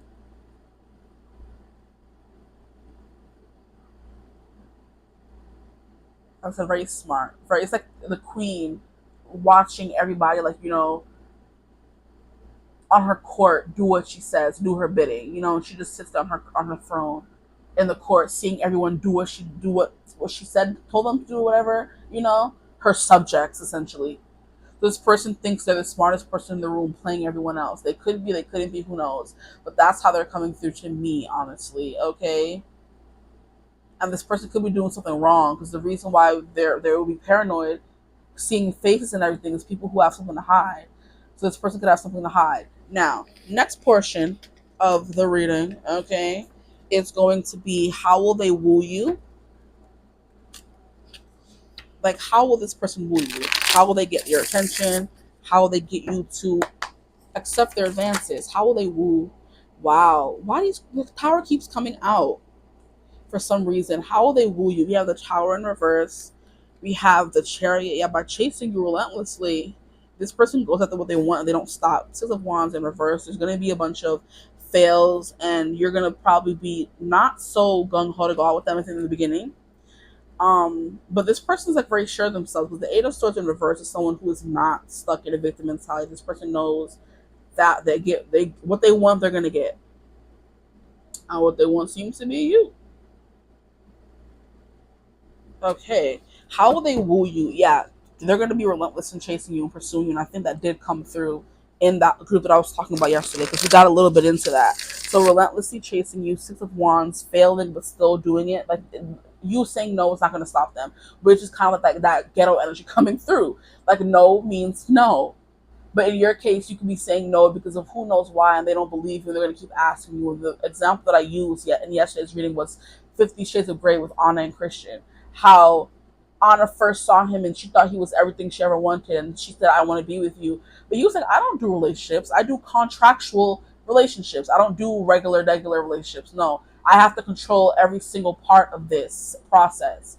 You have to read over the contract. You have to sign it. You have to sign an NDA because I am a well-known public figure. He was the CEO of his business, very rich, and I don't need this coming out against me. It's like I said, that cautious energy is of them trying to protect their public persona, trying to protect their reputation, that kind of thing, which is very big for this person. But also, like I said, Christian was like, "You're not going to come out and slander my name and tell people that I sign contracts or only have contract relationships." No. So you're going to sign that contract. And then even when Anna was saying, "No, I'm not going to sign the contract," he was still chasing after her, and it ended up turning into a real relationship. But after they got over these hurdles and obstacles. So it's kind of like this person is not, has like, it's like they've never been told no. But they're just like so cocky. They know that you want them as well, and they're gonna do whatever they have to do to get you. So essentially, in the movie *50 Shades of Grey*, Anna never signed the contract. He gave it to her. She read it over. They had a dinner about it, but he kept chasing her even when she was supposed to be taking time to sign the contract. Because he's like, "I just want you that bad. I can't wait. Like, can you hurry up?" He was calling her when he was at work, saying, "Have you looked it over? Have you signed it yet? Like, what are you waiting for? What's the hold up? What you got to talk about it?" Just hounding her essentially, saying, "Hey, when are you gonna sign it? When are you gonna be together?" And in the end, he ended up being the one obsessed more than her. You know, so blindsided by feelings for her. So this person can be someone who's not used to feeling so much, and because you make them feel a lot, it makes them feel like out of control, which then leads them to do things that they can't control their actions maybe, or they don't want to. The Tower in reverse is a not so chaotic energy. It's someone who's trying to control their chaos. Someone who is trying not to destroy everything they touch, essentially. The Tower card, and I do think that was what Christian was trying to do. He was running away from experiencing true love because he didn't think he was deserving of it because of the way he grew up, okay? So something here about this person, yeah, with this Pluto, oh my gosh, yes, the Pluto energy coming through. This person thinks that they are unlovable. They think they destroy everything they touch. And that means they push people away from them or only have contractual obligations where they know that, hey, at the end of this, you're going to get money, or at the end of this, we're going to amicably separate and no hard feelings, that kind of thing. But you can't do that when it comes to relationships because you know there's always going to be feelings involved in some way, whether it ends up turning into hate or love or lust, whatever. There's going to be feelings involved. You can't say, "Oh, because we had a contract, you weren't supposed to fall for me." You tell that to my emotions. There's no reason, there's no rhyme or reason when it comes to emotions. They just feel what they feel, you know and that could be something that comes through with you on your end or on their end or on both your ends. This person's trying not to blow everything to smithereens when it comes to wooing you. They don't want to mess things up before it's even begun with Chariot card energy here. And then we have Six of Wands. There will be times you may say no, they feel they failed, but I do think they're not going to give up.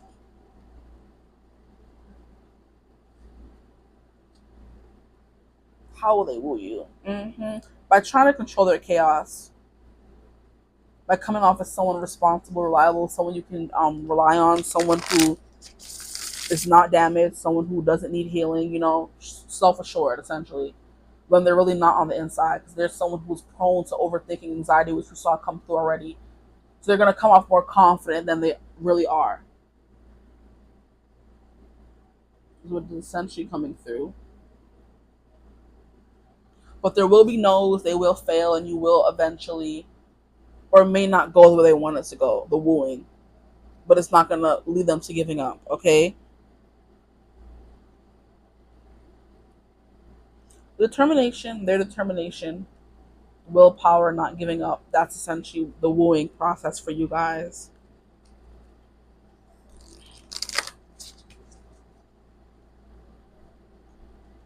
And at the bottom of the deck, you have the Wheel of Fortune in reverse. So like, I'm hearing time constraints as well from this, the Wheel of Fortune reverse, time constraints, not being able to see each other as often as you can because of busy schedules. That could be a problem as well. But like I said in the last reading, whether you guys chose it or not, the person is like, tell me when you're free and I'll work my schedule around yours. Okay? We're both busy people, but I have more, what do people call it? I have more something at my disposal, you know? So if you are free on a Friday and I just so happen to be traveling on that Friday, I can fly you out to see me or I can get you a car. I can make it happen because that resources, thank you. I have more resources at my disposal than you do. So we're gonna make it happen. Just tell me when you're free, and I'll make sure that you're here. And then you get flued out, and it's first class, and then you end up going to where they're staying for the night, and it's a penthouse, and you're like, "What? You never said you had all this money?" And they're like, "Oh, well, I don't tell people, honestly, but because you said yes, now I'm letting you in little by little, that kind of thing." So yeah, big extravagant things is coming through with this person, but they're trying not to do too much. They're trying not to surprise you to the point where you run away. They're trying not to cause any, turbulence, which is funny. I'm talking about planes in first class. Yeah, there could be some plane travel. Now we're going to get into what the relationship will be like. We got into what they're like, how they'll woo you, what will the relationship be like between my group one and this person. You have the High Priestess in reverse. Interesting. So not following your gut instincts, essentially. We have an Emperor coming through. We have two Kings coming through. Interesting. What will the relationship between group two and the person be like? You have Strength in reverse. Letting down your guard. Not being so closed off. Exactly. Thank you. I needed this strength card to come out. So I'm like High Priestess in reverse. What is that? What does that mean? But the High Priestess upright is someone who's very secretive, closed off, someone who keeps a lot of their things close to their chest. All the information, the intuition they know, they keep all that to themselves. They don't tell people they have psychic gifts. They want people to see. They want to find out. F around and find out kind of thing. This person's gonna let their guard down when it comes to, especially with the strength card here. They're not gonna want to be the strong person that's closed off all the time. That's what the relationship's gonna be like. Here you have Five of Swords. Yeah, this person's gonna learn how to communicate more effectively, better, to where you understand them. There's something about this person always like feeling misunderstood. Like no one truly understands them. No one truly sees them for who they are. What will the relationship be like, please? We have Pisces on the board. We have Leo coming through again to confirm. We have Ace of Wands in reverse. Interesting. Why you felt out like that? What will the relationship be like? Trying to temper down the passion of it all and be more serious. Talk about the more serious topics. We've already established there's passion in the connection. Now I want to know who you are on a deeper level. So putting aside the sex, putting aside all of that, and just finding out about each other on a deeper level. And I do think that was important about something here about tying someone up. So the whole thing in that movie 50 Shades of Grey as well is that Christian didn't like to be touched, and he was very emotionally closed off. But the more he was with Anna, the more he built trust. The more they built trust between the two of them, the more he let her touch her a little bit. And he would always like tie her up or hold her hands whenever they were intimate. It's like I said, this person's not fully bearing all when they're with you or being themselves or allowing you to get close to them. Of course, when you're in the act with someone, you're close to them. But if there's no emotional closeness and no physical closeness, where you can't touch them and touch them wherever you want to, then it's not the same. So Ace of Wands could be maybe holding off on the sex between you guys until you guys find out more about each other. The passion is there. Like I said, it was never a question of the chemistry of the passion. Now you want to know if there could be something that's more emotional behind it. Now, what I'm getting with the looking up at the Virgo card is definitely someone who doesn't let everyone get close to them for real, and they're very critical.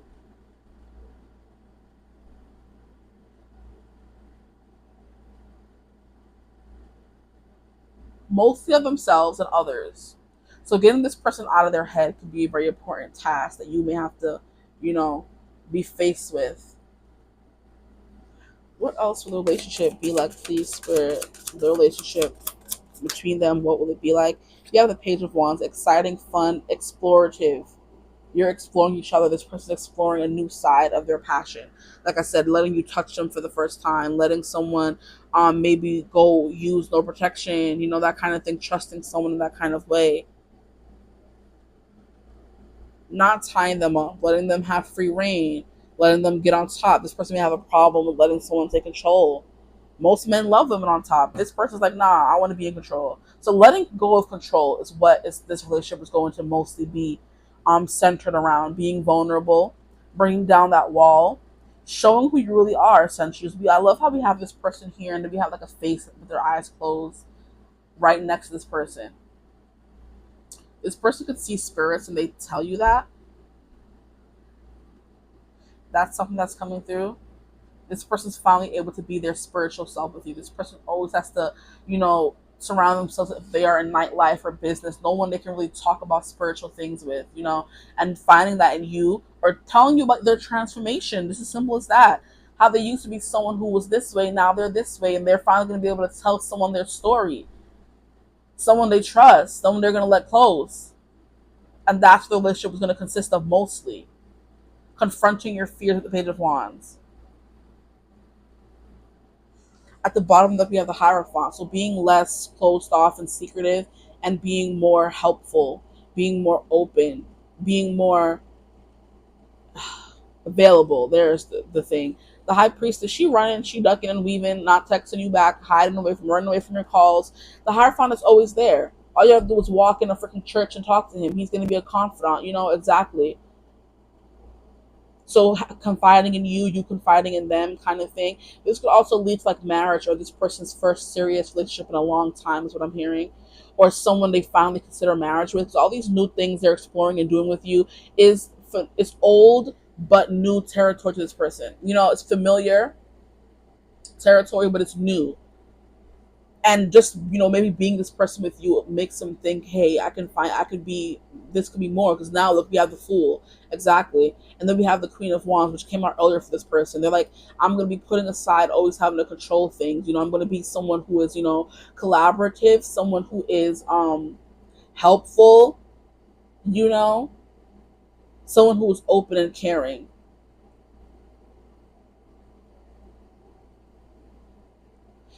Someone who opens their mouth. Because look here, we have these two things here. We have someone with their mouth wide open, and then we have someone with their mouth closed. So going from someone who was very tight-lipped to being just blurting out their whole history, their past, and what they want in their future, essentially, is what's coming through for you guys with this person. A new beginning, okay? And not always having to take the lead or be the smartest person in the room, or be manipulative or be strategic. That kind of thing is coming through for you guys, okay? So the relationship is going to be fun. It's going to be grounding. I'm hearing secluding, so you guys may spend a lot of alone time together, just you guys. Like, I'm not getting like group home was getting a lot of outside dates. This is giving more so seclusion. You guys it's just you guys. And it's like you guys match that energy, with the High Priestess. You may be someone who's closed off as well. You're finally opening yourself up to them and allowing this person to help you. You have Taurus energy coming through with the Hierophant. One of you could be more closed off. One of you could be more open. Or like I said, by you guys coming together and choosing to be together, you guys get this new beginning. And this High Priestess is going to be talkative, telling all her secrets, and this person's going to be telling their secrets, like, swapping trade secrets. Maybe you guys could be in the same profession as well, the same career, the same job, you meet at work, okay? And then letting your guard down. You are the High Priestess, which I love. You have divine counterpart energies coming out. So you're going to be able to say, oh, well, I first saw my first ghost, or read my first card, or saw my first reading at this time. And this person's going to be opened up in the same kind of way, The High Priestess in reverse is more positive, I would say, than the Hierophant in reverse. So you could be this High Priestess coming out, being more open, like I said, jolly, smiling, coming out from behind your wall, and then this person's going to be the one who like guides you, but you guys have that same kind of energy. Letting someone else lead is coming through for somebody here. Because it doesn't have to be gender specific. It doesn't have to be because the high priest is a feminine energy. It represents you, who mostly is a female watching. Most likely is a female watching. It's giving someone who's letting their guard down and moving towards something more serious and stable. You know, but it is going to be very fun, but in a way where it's like more serious fun, not playful fun like I was getting for group one. It's like getting flued out, having private, intimate dinners on somebody's yacht. Let me stop there, yacht. Going to the movies, dark, hidden. Maybe this person doesn't want to be seen. They keep their private life very private, so they don't want everyone to know, and you're fine with that because you're also someone who's very private as well. You know what I mean?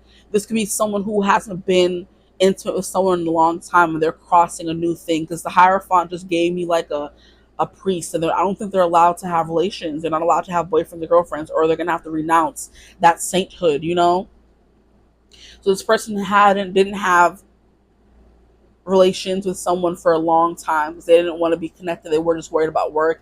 And now when they come together with you and have that moment of, coupling, coming together, being vulnerable with someone that kind of way, and wanting to see more and do more and be more for this person and with this person, it's definitely going to change the fundamentals of the connection. Now it's like, wow, I haven't had anything in 6 years, and now you're the first person I had it with. That's a bond built right there, a new beginning for each of you. And now we're going to go down the journey of exploring these things, exploring our shadow selves together. Okay, so now we're going to get into the part of the reading of, will this last beyond the summer?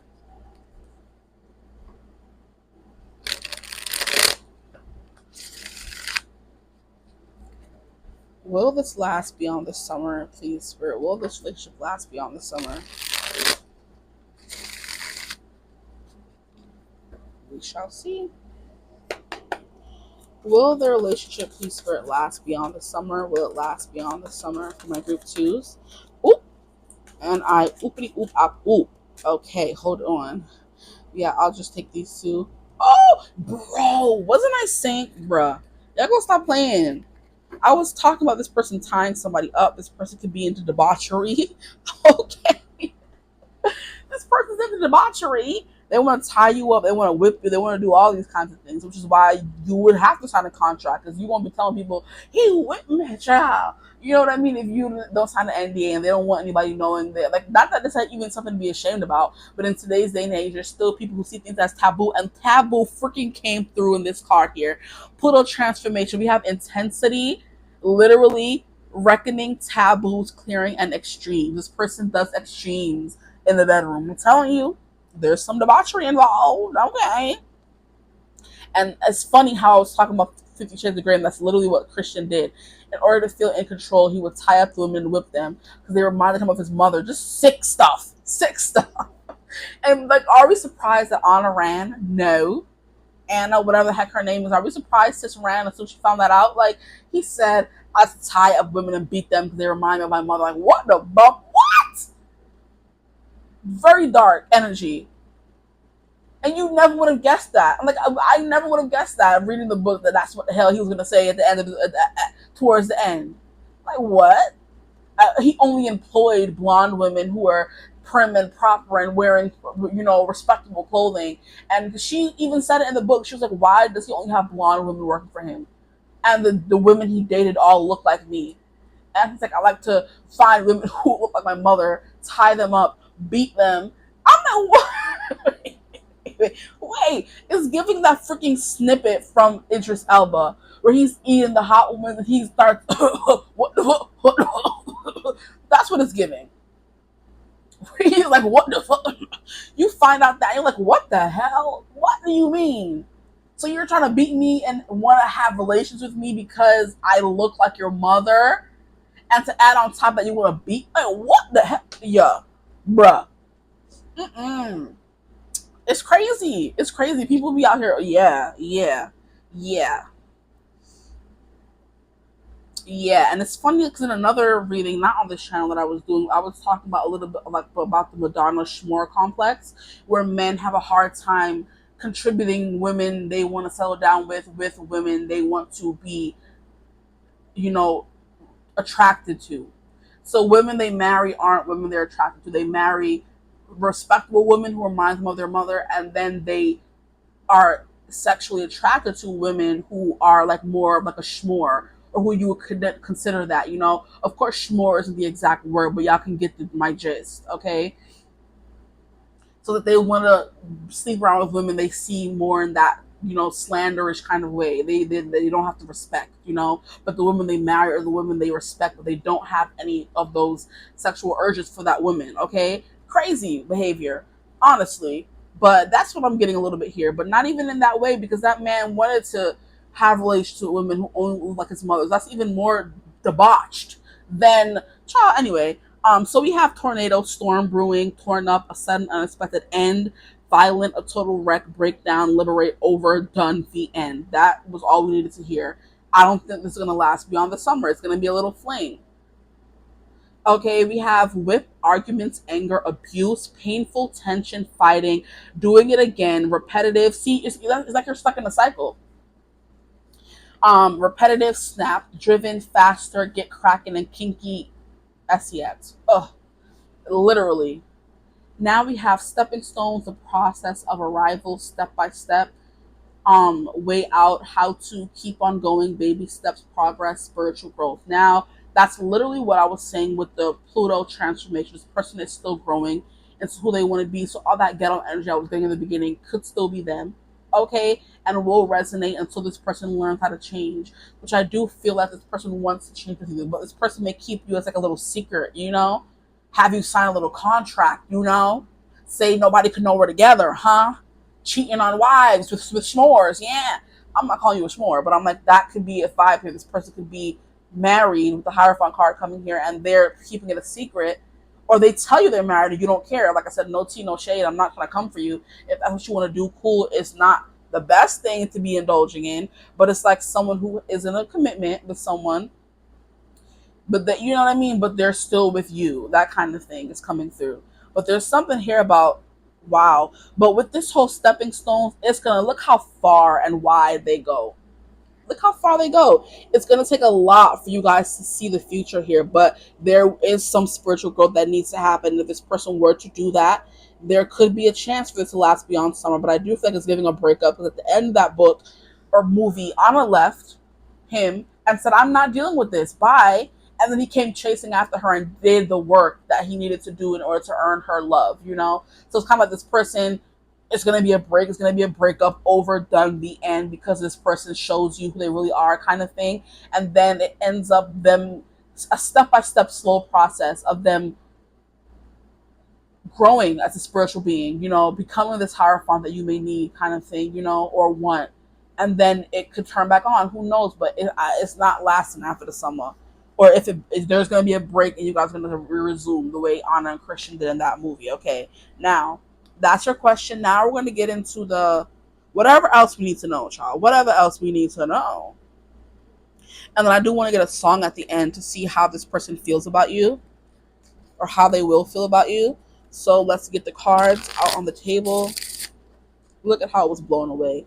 Shatter every window till it's all blown away. So there's something here about this person maybe having problems with their parents, okay? Because that song, Blown Away by Carrie Underwood, is basically her admitting that she would, if there was a tornado coming to her town and she heard news about it, she would go in the cellar, lock herself in the stowaway thing, and leave her dad drunk and passed out on the couch.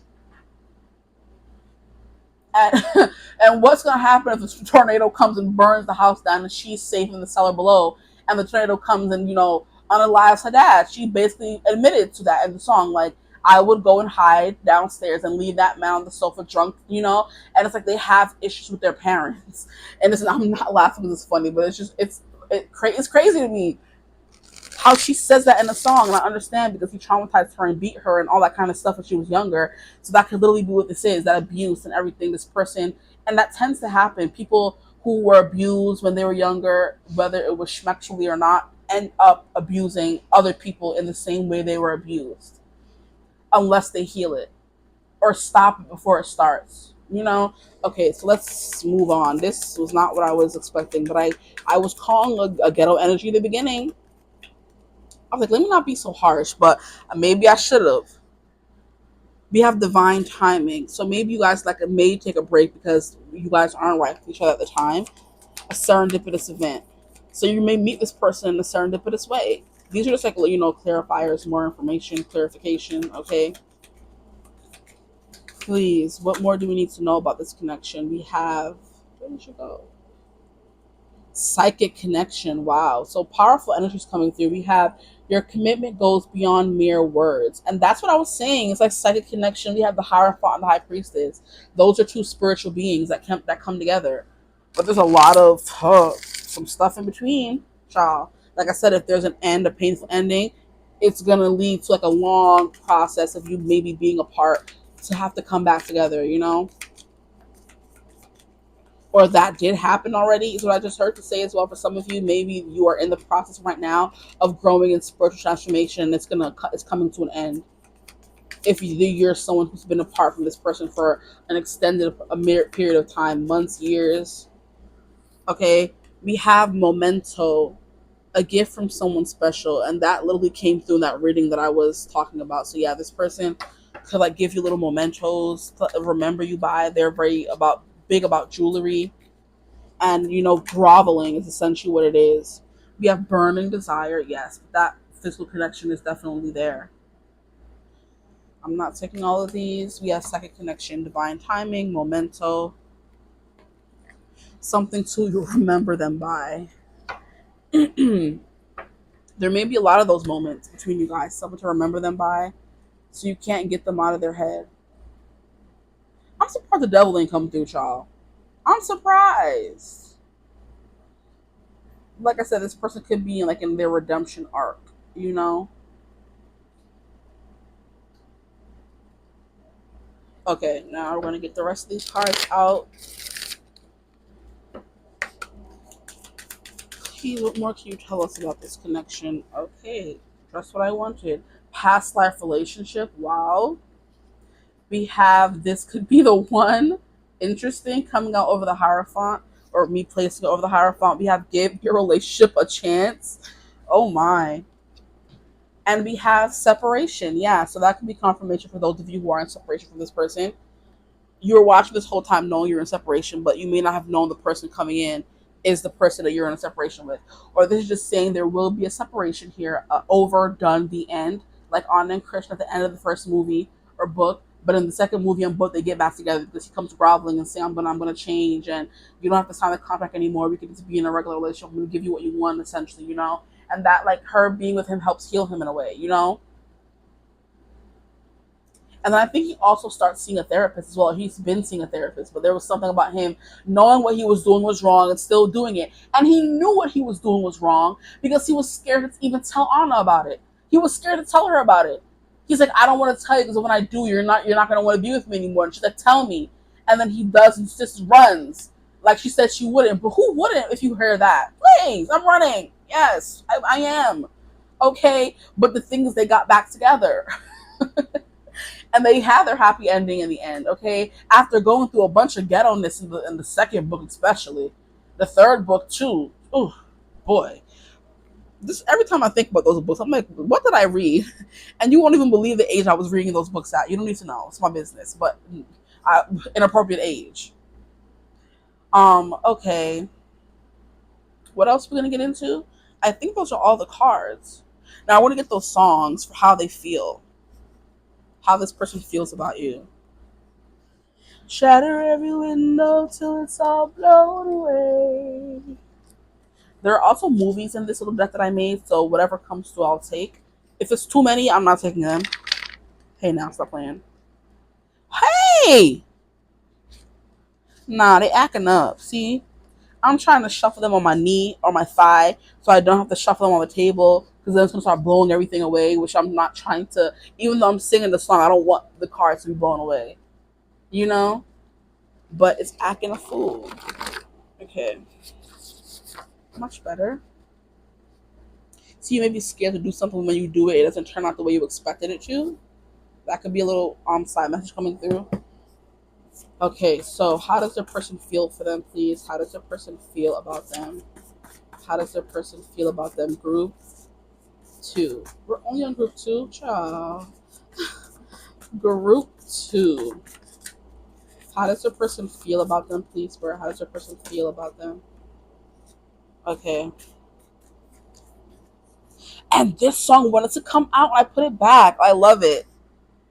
This song definitely wants to come out, but I put it back. This last minute song. Okay. And look at it messing up the spread. So we have a movie for you guys. We have Princess and the Frog coming through. So maybe you have to watch this movie, or your love or relationship is going to be like Princess and the Frog, which they really did have to go through a big transformation. They turn into frogs and to figure out how to turn back into humans at the end. So like a child in tribulations. Okay, so we have friends to lovers, we have enemies to lovers, hard work, we have root magic. That's that spirituality part coming through, dark magic. Okay, we have lost parent. Okay, opposites attract, hot hole. So it's a person who is very hot but also an a-hole, which did come through the beginning, I would say. Long journey, slow burn, suspense, a bayou, New Orleans. New Orleans could be important. Beignets and chefs. So somebody here could be a chef. And I mean, working in that industry can make a lot of guys narcissists. When they're chefs, oh, yes, they are. Now, the song that came through before, I don't know if it's the exact same song or different, but we have Last Minute by Sam McPherson. And we have We Were Always Walking on a Line. Friends and lovers, you were never mine. Bro, stop it. We have friends to lovers coming through. I love when this happens. Now I'll be miles apart. That's just to make up your mind. Because you picked right now to say that you want me bad. I'm not mad about it. It just could have been better timing. We were always walking on the line. Friends and lovers, you were never mine. Now I'll be miles apart. And that's just to help you make up your mind. So basically what he's saying is they've been always friends to lovers, okay, in this song. And the day he's packing up to move to LA to pursue his music career, she's sitting in the room with him watching him pack his stuff. That's the time she decides to say, hey, I want to be with you, right as he's leaving. And he's like, I'm not mad about it. It just could have been better timing. You know what I mean? I'm not mad about it. This could have been better timing. I wish I was waking up with you and now I just miss you tonight. Something like that is coming through. Yeah, that's the rest of the song. I have to sing it to get it because it wasn't coming through. I've been trying to tell you how crazy I am about you. I'll never fit it. I wish I can fit it in the last minute. Yeah. So he's a minute before leaving, hopping on the plane. He's like, now you tell me you want to be with me when we can't even explore things. Oh, I'm not mad. I'm just frustrated, kind of thing. That could be playing a part in this connection as well. Maybe someone leaving. And like I said, as soon as they decide to leave is when this person's like, yeah, I want to be with you now. Okay. Wow. Okay. I'm sorry. This is just too much. Okay. Now we have, I love this song so much, Loving in the Middle of Nowhere by Taylor Ray Holbrook. And I love this song because I was talking about how maybe a lot of the interactions you guys have is like in private with each other, not around everyone else, because you're both very private, or because this person doesn't want to be seen because they can't be seen because they're in a relationship with someone else or married, that kind of thing. Okay. So take a rest next. We have, hey girl, let me paint the scene. You can blare the radio, put on a shotgun show. You know what I mean. Ever been the only pair of headlights hogging up a 2-lane? There's something about the look in her eyes. It's getting me high, taking my breath away. It makes me want to take a shot in the dark, put her in park, get something and get turned on. Oh, we were somewhere, loving in the middle of nowhere. I love the song. It's so good. It's like a sexy, slow song. It's a country song as well. I love my country songs, okay? But basically, it's just like wanting to get lost with someone where nobody else is. Like you're the only two people left on the earth, and doing things you're not supposed to be doing, forbidden stuff. You're not supposed to be hogging up a 2-lane. You're not supposed to be having public indecency or public sex at all in public. It's illegal. But she's like, don't you ever wish you could? Like, he's like, let me paint the scene, bro. This person is temptation personified. Because what do you mean, let me paint the scene? You can blur the radio. They're giving you control of the aux, okay? And you're putting on a shotgun show. You know what I mean. Ever been the only pair of headlights hogging up a 2-lane? Something about the look in her eyes is getting me high, take my breath away. Makes me want to take a shot in the dark, put her in park, get high, get lost, and get turned on. Ooh, okay. Like I said, taboo and stuff you're not supposed to be doing is coming through in this reading heavy. That's all I got to say to y'all. This person's like a freak or something, you know. But anyway, that's all that I have for you. I'm not gonna keep talking, but there's something, yeah, very forbidden, intense, taboo about this connection, and it excites them. It turns them on. It could turn you on as well. There's something about you're not supposed to be together. Society, they're married, something, age, race. It doesn't matter, but something about that. And it's like this person left you with a memento, or will leave you with a memento of your time together, core memories essentially. But that's what I have for you guys. I hope the reading resonated. If it did, feel free to like, comment, and subscribe. Join the tribe, the divine family. Love to have you. If you would ever like to book a personal reading with me, you could always get in contact with me. It's my email in the description box below. But I hope you're having a beautiful, wonderful day whenever you watch this reading. As always, I will not as always, but I'll hopefully see you guys in the next reading. Bye. Hello, my gorgeous group threes. Welcome to your reading. I almost called you group twos.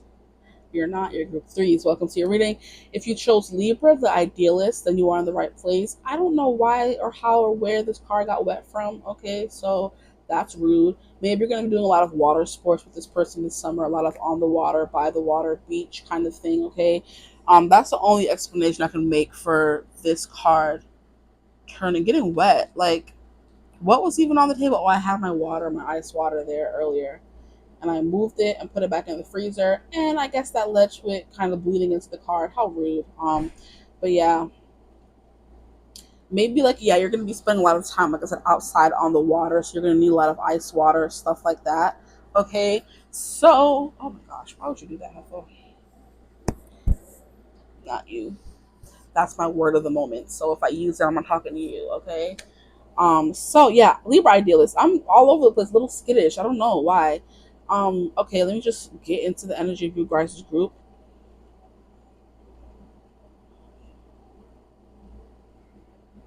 Take a little deep breath. Okay, so this is all going to be about your summer love part two. So this is a part two. There's a part one reading, which is getting into what your love life is going to be like in summer. Go watch that one if you want to. You don't have to. Now this is summer love part two, summer love in part two, and we're going to be getting more into the things we couldn't get into in the group in the first reading because it would have been too long. So what will the relationship be like? What will this person be like? A little more about them. Will it last beyond the summer? And there was one more thing. What are they like? Oh, how will they woo you? So how will this person try to win you over? How will this person win you over, essentially? So we're going to get into that. Here with the Libra, something here about them looking good, okay? They dress really well. I'm hearing a ring light, so maybe they're an influencer in some kind of way. Like, why is it like a wet patch? Maybe this person's, I'm hearing, sweaty. They sweat a lot during the summer, or they act like a wet blanket. Maybe they get a little boring, which I doubt, because Libras are life of the party. They're charming. You know, they're very much social creatures. So I'm not getting wet blanket, but maybe that could be coming through. Um, but yeah, sweaty maybe, because it is summer, so people are going to be sweaty. And just wet. Because I got up and I was getting up. I was like, oh, why is the card so wet? So there could be something here about someone being very just wet, damp. I don't know. Or this person getting you that way. So this person's like very social. This person's beautiful. They're harmonious. They have like very well balanced features. You know, so it's giving like Libra Moon, Libra Venus, Libra Rising. Okay, Libra Sun. Wow, I meant to say Libra Sun. I said Libra Venus. Okay, so Libra Venus could be their, a placement in their chart. It looked like an angel because we have these angel wings here, and I'm hearing "Angel" by Halle Bailey, and now I'm hearing "We Were Just Two Lovers, Sitting in the Car, Listening to Blonde, Falling for Each Other." That song is "I Was All Alone with the Love of My Life, who's got glitter for skin, a glorious look in her eyes." And that would make sense with the glitter for skin. You're shining, you're glowing because you're wet, And if you sweat and you're a woman, we don't sweat, we glow. Okay, get it together as a fellow sweater. Okay? So it's like you're gonna be falling like you didn't think you were gonna fall like you did for the love of your life. Who's like glitter for skin, a glorious look in her eyes. Your angel of light. Wow, he does say angel in that song. I'm like, why is that song coming through? Yeah, my angel of light. So this person thinks you're an angel, or this person is an angel, or looks like an angel. Okay, so more about who this person is. Good fashion sense. They could be like very out there with the colors they wear, very bright colors, very not goofy, stop it. Very, I'm hearing gaudy jewelry. They could wear a lot of statement pieces, like the glasses, the cat eye glasses, different colored glasses, bold colors, they're very just, they're always seen, like a peacock or a flamingo. You can't help but stare at them, you know. But we have harmonious, cooperative, balanced, socially aware. We have artistic, so this person could be like an artist. We have people pleasing, fair, idealistic, aesthetic. So aesthetics and how they look is very important to them. Um, Choosy, or they're picky. Okay. We have aspirational, geometric, graceful, considerate, obliging. So this person is very considerate to people around them. People pleasing, considerate, obliging, kind of a little bit like a pushover sometimes, maybe. We have indecisive, judgmental, and flattering. Okay. So I feel like this person would look good with literally anyone, or they make that person look better. Idealist is like this Libra hopeless romantic, and that would make sense for a Libra anything. Hopeless romantic, you're always believing in the big romantic gesture that could be important for this person. This person wants to be chosen because they may have a hard time choosing. So they want someone who's going to choose them, someone that doesn't have to, well, they don't have to choose. I'm not making sense. They want someone to follow them, not follow them, chase after them so blatantly where they don't have to choose or decide. They just know, boom, that's the guy I'm going to choose. That's the girl I'm going to choose because they were so relentless in their pursuit to get me, to have me, to want me.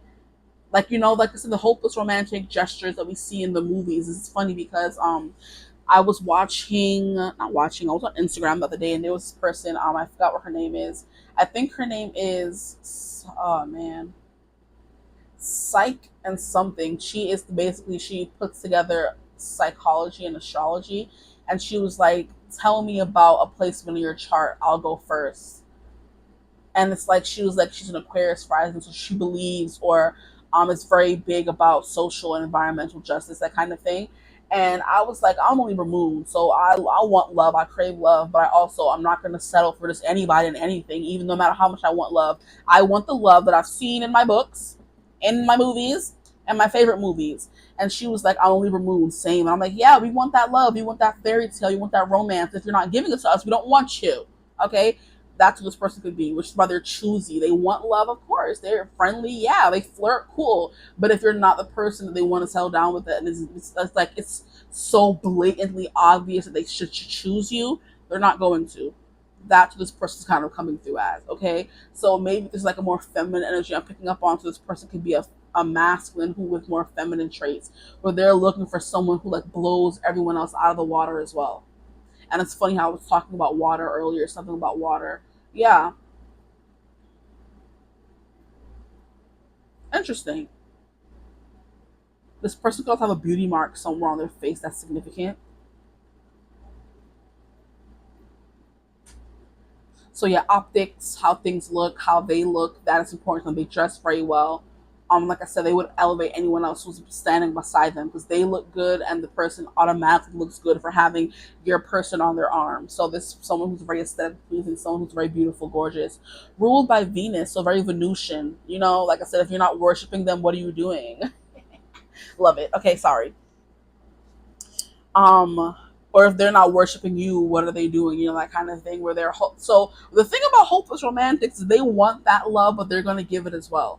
So don't think this is someone who wants to be worshipped and they're not going to worship you in return. They are. That's what they're looking for, someone who will do those things. Okay, but there's someone who's very harmonious. They don't really like to fight. They're not good with conflict. Let me not say that.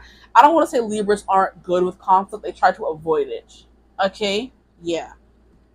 They want to be everybody's friend, get on everybody's good side. So this person could be like someone who doesn't ever want to make anyone angry or upset. They kind of internalize a lot of different things, is what I'm hearing as well. And it's funny how I said that. And we have like opposition, which also gives me a Libra card at the middle of the deck, as well as quiescence.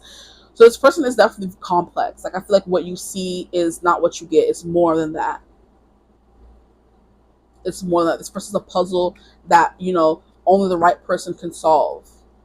the person that sticks around, because they can sometimes be a little irritating and they're combative and they push back, or they make you work very hard for their affection. But if you're not willing to work for it, then you're not the person that they want, you know?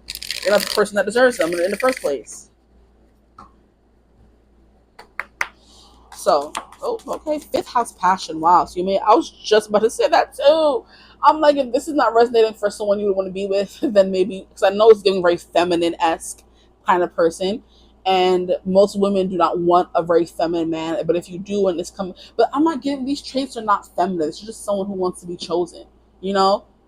And when you're chosen, it's very hard to choose the people who are choosing you. So this person wants to be made a priority, which is fair for any gender, race, or energy, masculine or feminine, to want to be chosen. Yeah, okay, sorry. So I'm like, it's sounding very feminine. I know I get mostly women who watch my reading, so I don't want you to say, oh, I'm getting a feminine man, I don't want him, you know? But I just feel like this is a hopeless romantic who's looking for the love you're looking for. If you're a hopeless romantic as well. If you're not, this may not be the reading for you, okay? So maybe go choose group one, because this came through group one, okay? So we have fifth house passion, and that's creativity that was coming through this person, okay? This is like a very creative being. They're the life of the party. They like to have fun. Very glowy from within. This person can have really good skin, is what I'm hearing as well. And my nose just started getting really itchy. That's confirmation. I'm sure you can hear me itching my nose. And I'm like, what is going on? Confirmation. Stylish is what I'm getting as well. Stylish, vibrant, fun. They like to have a good time, and that could include activities. This person could love watermelon as well, because that's coming through. Like I said, they're very summer coated. Their personality is very summer coated. Bright, vibrant colors, glitter. This person could literally wear wings. They could have like a very unique fashion sense, a beauty mark on their face, which would add to their beauty instead of takes away from it.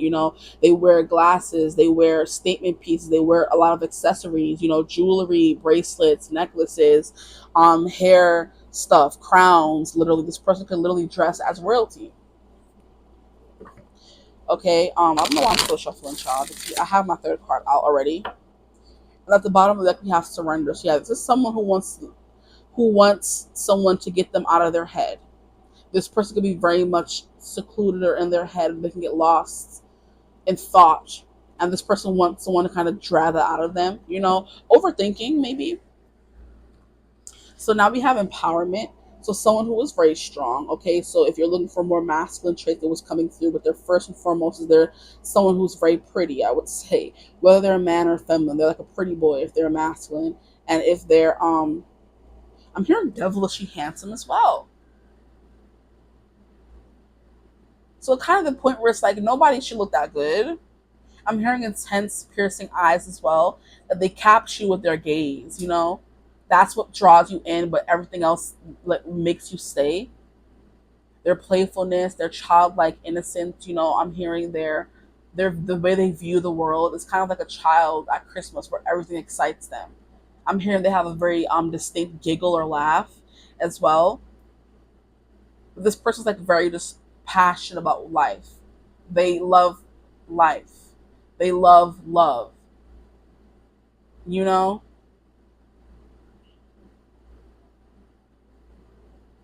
dilettante. That's the word I was looking for. I'm like, what is it? It's not debutante.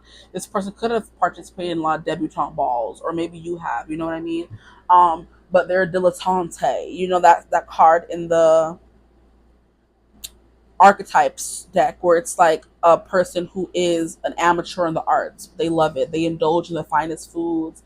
They love that good life, which is Libran, very Libran, but it's also Taurian. So it's like Empress energy, period, or Venus energy anyway, where everything that you enjoy, this person wants to enjoy life. They want to love life. They want to get up every day and make the best of every situation. They're not looking on the dark side, they're looking on the bright side, for eternal optimism kind of vibe.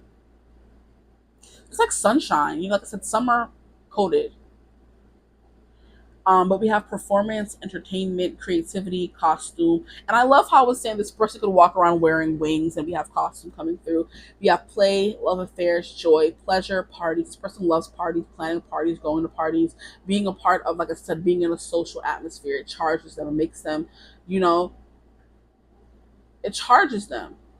So it's funny, this card came through in group one, and they were coming through as more like a generator, manifesting generator, amplifier, And this is someone who gets charged from those kinds of people.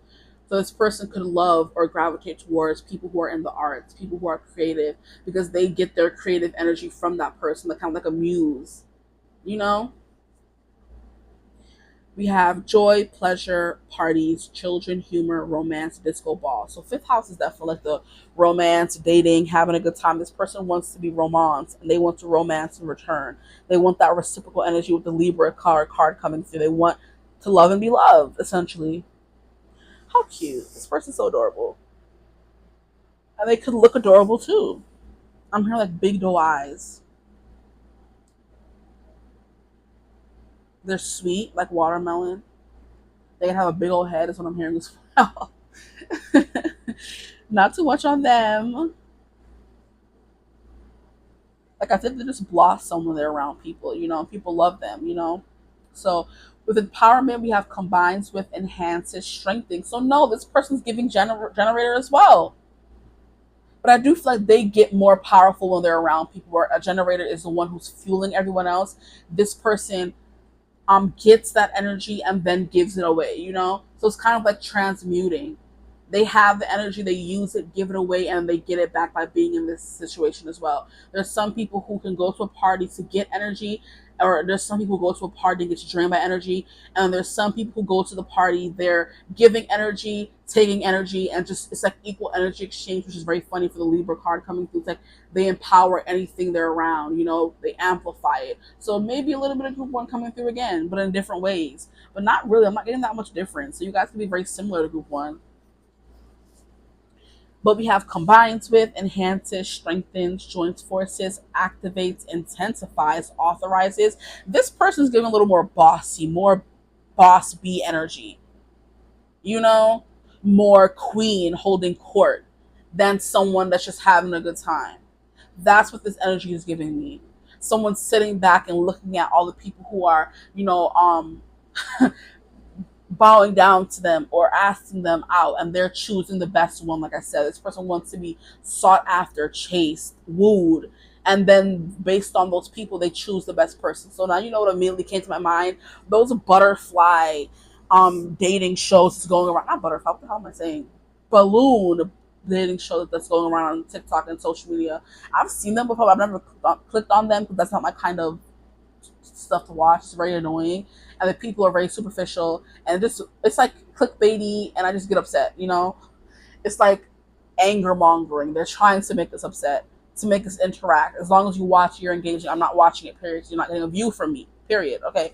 But anyway, like I said, those kinds of shows where it's all about appearance, and what you do and what you provide for that person, fake.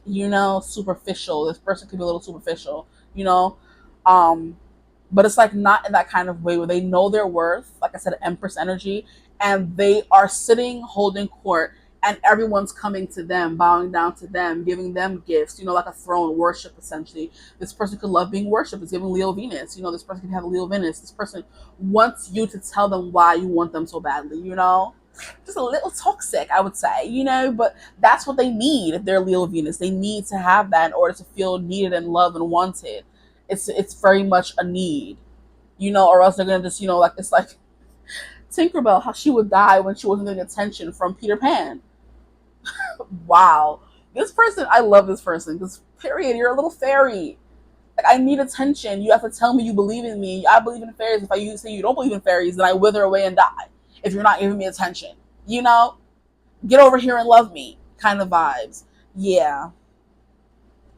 But this person wants to sit on their throne and just have everyone coming and saying, I love you, kissing their hand, kissing their feet, feeding them the grapes. Goddess energy is what this person embodies.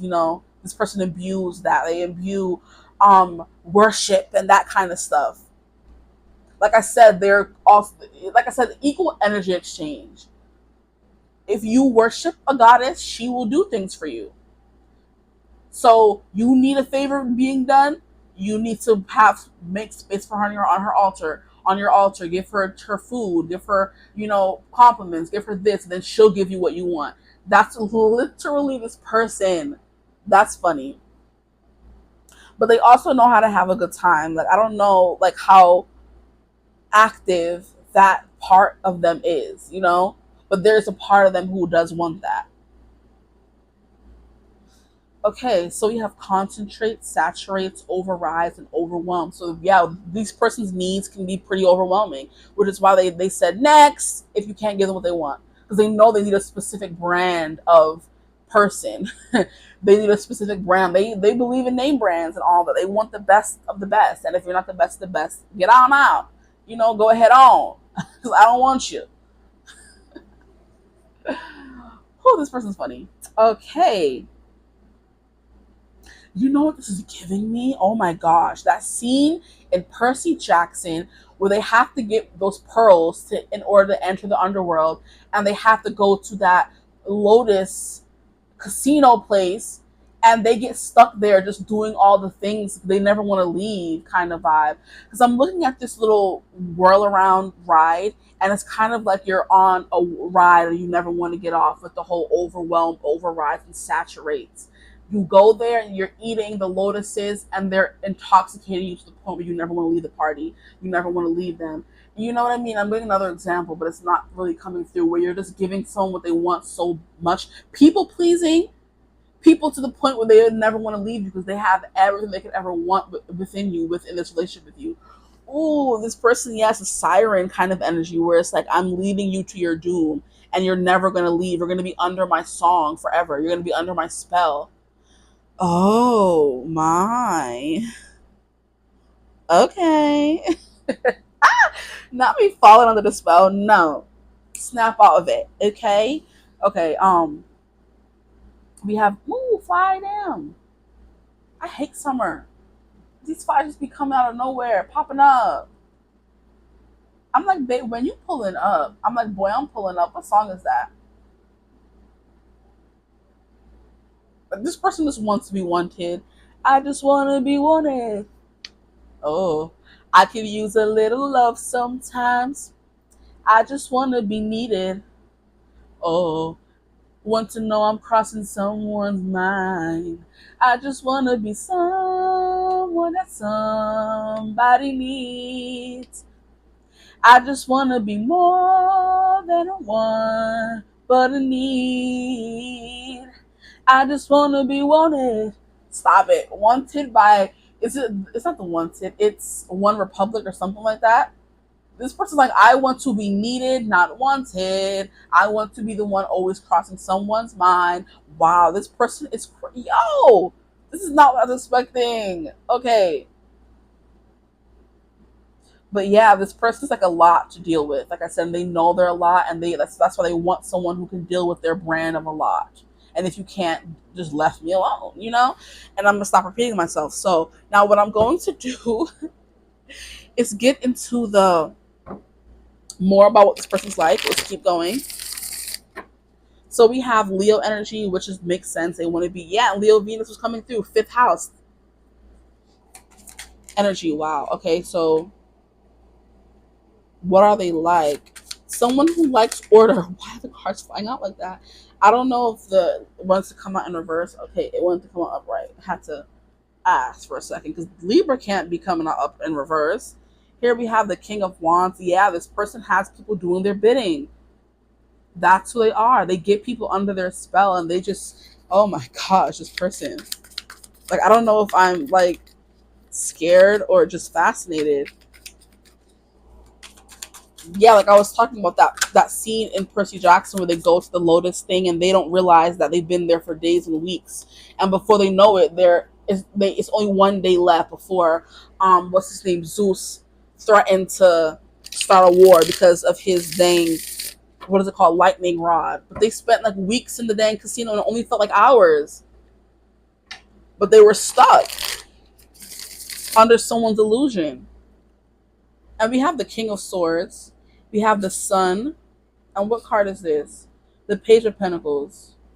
Yeah, this person just has people wanting to do what they want. And I have to cover that little piece of boob there. Wow, this person's intoxicating. They're the Sun. Leo energy coming through again. Whereas like you can't say no to them, you can't ignore them, they can't be ignored, they're always going to be seen. You know what I was saying is funny? Not funny.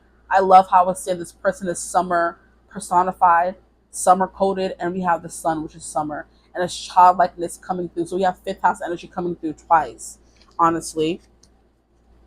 We have more cards coming through. Wow, guys, we have the sun and we have the freaking star. Yeah, this person's potent. Stop. Who is this? This person be having people under their spell. People doing their bidding. And you think they're doing the right thing. This person, wow, okay, hold on. Not think they're doing the right thing, but this person's just like, they feel like it's their duty, I guess, to do things for this people. I don't know, guys. I don't know what kind of person you're dealing with here. I'm just like a little dumbfounded.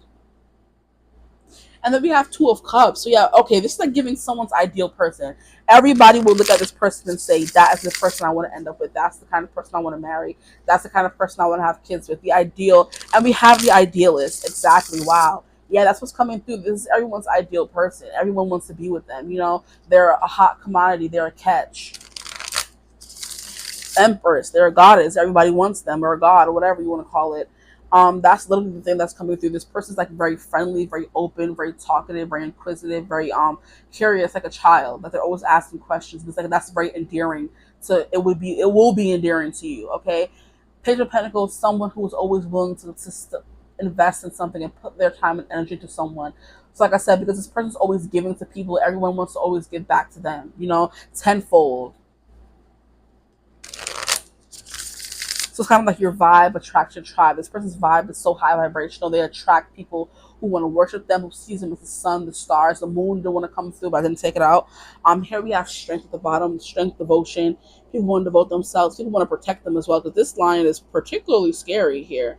And she like is not even taming it. It's supposed to be smiling and happy. She has it roaring at you, you know. So she knows she got people on the, you know, protecting her. I want to say people on the other side. So she's very protected, you know. Whether it's spirit guides, whether it's ancestors, whether it's God, or whatever they believe in, whatever you believe in. This person's very heavily protected, which is why they're so powerful.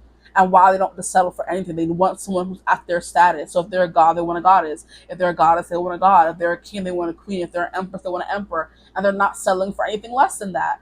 This person knows their worth, they know their standards, and they're keeping their standards to the heavens, because they know they deserve the sun, the moon, the stars, child. Okay, this person also has like a very childlike, carefree, abundant energy about them, where they don't let anything bother them, and their positivity, like I'm hearing, their toxic sometimes positivity has everyone in like a trance, you know.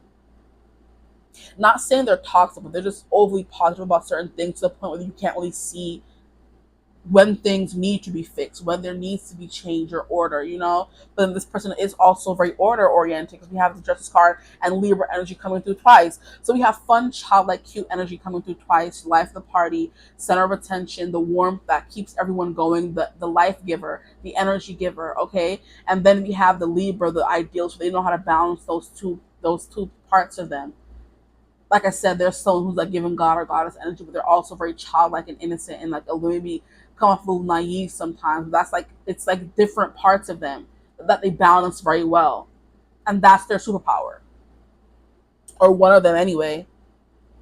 King of Wands, they just go after what they want and have everyone following behind them. The King of Wands wants to say something, everyone's doing it. Okay, the leader essentially.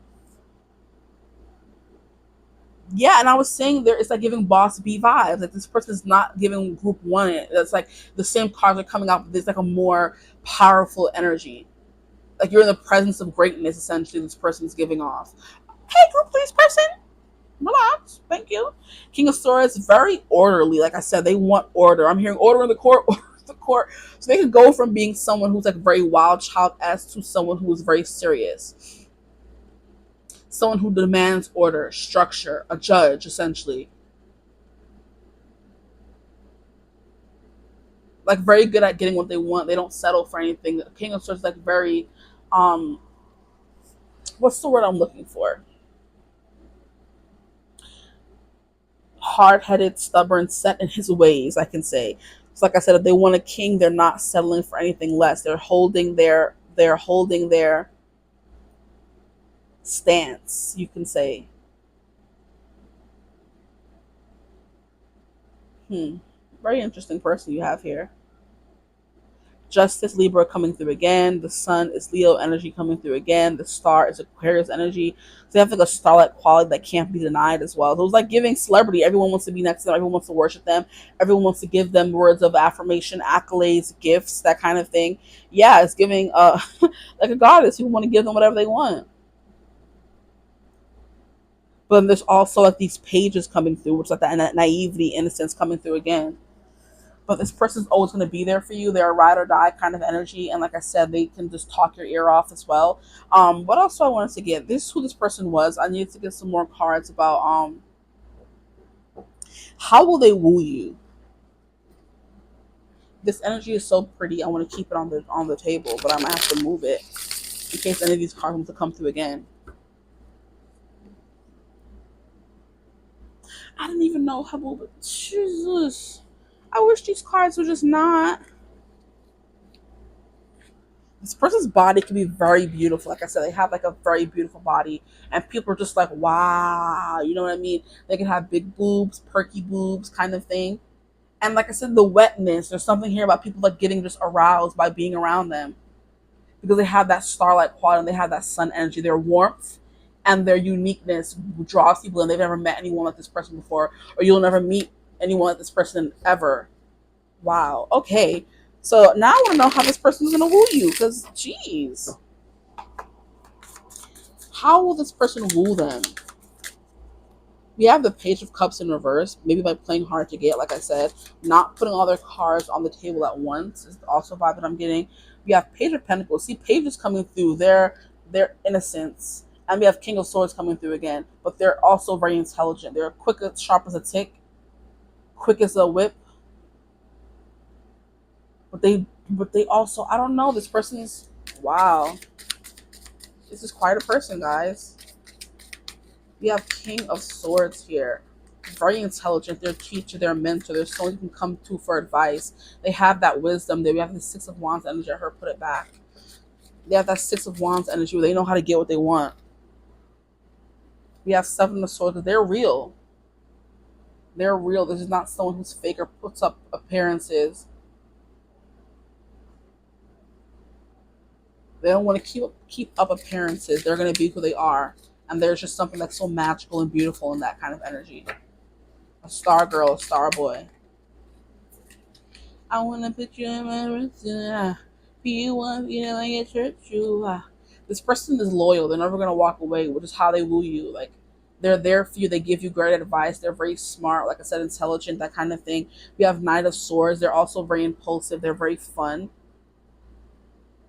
Adventurous. They want to get up and go somewhere, and you want to get up and go somewhere. They're going to get up and go somewhere with you. So like the perfect, like I said, partner in crime. You want to go see that movie, they want to go see the movie with you. You need help with something, they're going to be there helping you. With Page of Pentacles, like I said before, they're going to be there for you. The King of Swords giving you words of wisdom, words of affirmation, honestly. This person's going to be breathing life into you, but they're going to be very firm about it, you know? Very straightforward, frank. This person has, like I said, wisdom to give. So they're not just all looks, they're brains, they're beauty, they're all of that.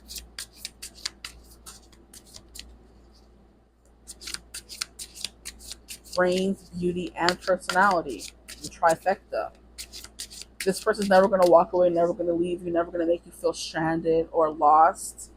This is the kind of friend who's always going to come back and help you. Who's going to pick you up off your back and, you know, build you up again. So this person just makes you feel strong. I'm hearing I'm king of the world. This person makes you feel like you're king of the world.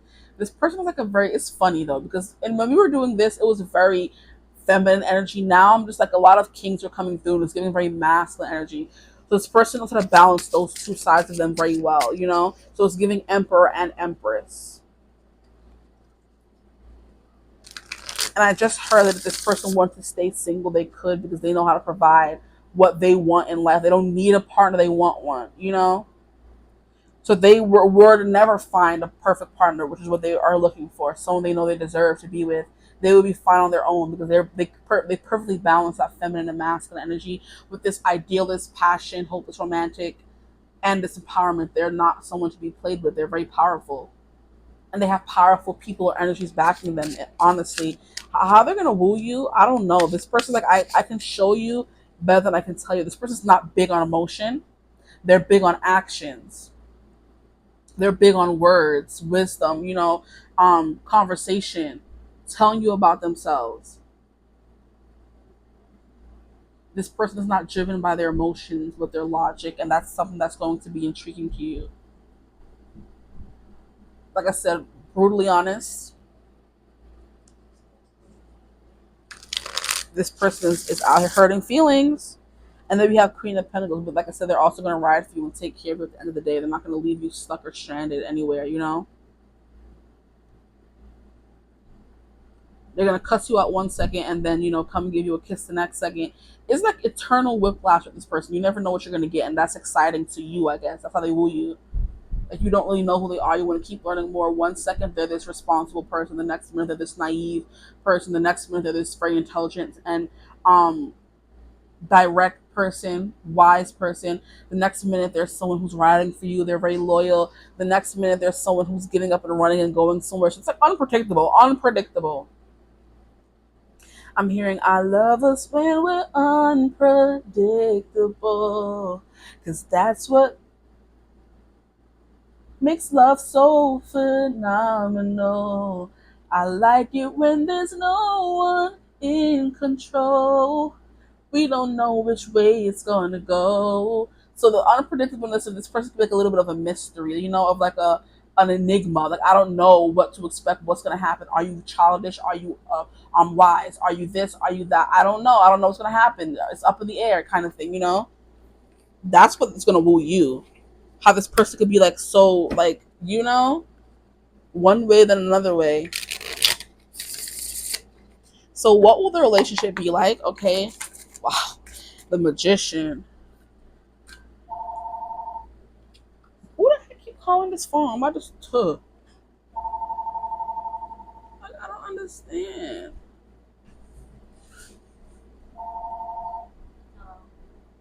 We have the Magician. How's it gonna go? It's like unpredictable because the Magician's like someone who knows the outcome or is putting in work for a specific outcome or desired outcome. This is kind of giving me unpredictable, so we're gonna keep it in reverse. Okay. So what will the relationship be like? We have the Star coming through again, and it's kind of wanting to turn this way. We have the Wheel. Why are we getting all major arcana right now, guys? What the heck?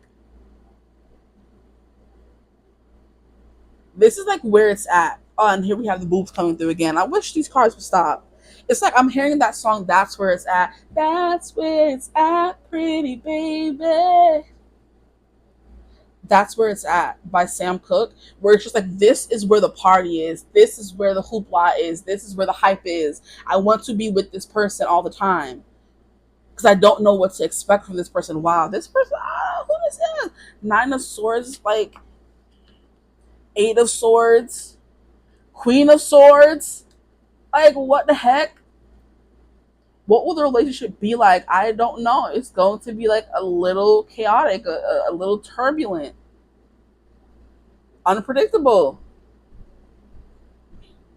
I'm hearing unconventional too because we have the Hierophant in reverse. At the bottom of the deck, it's a little unconventional.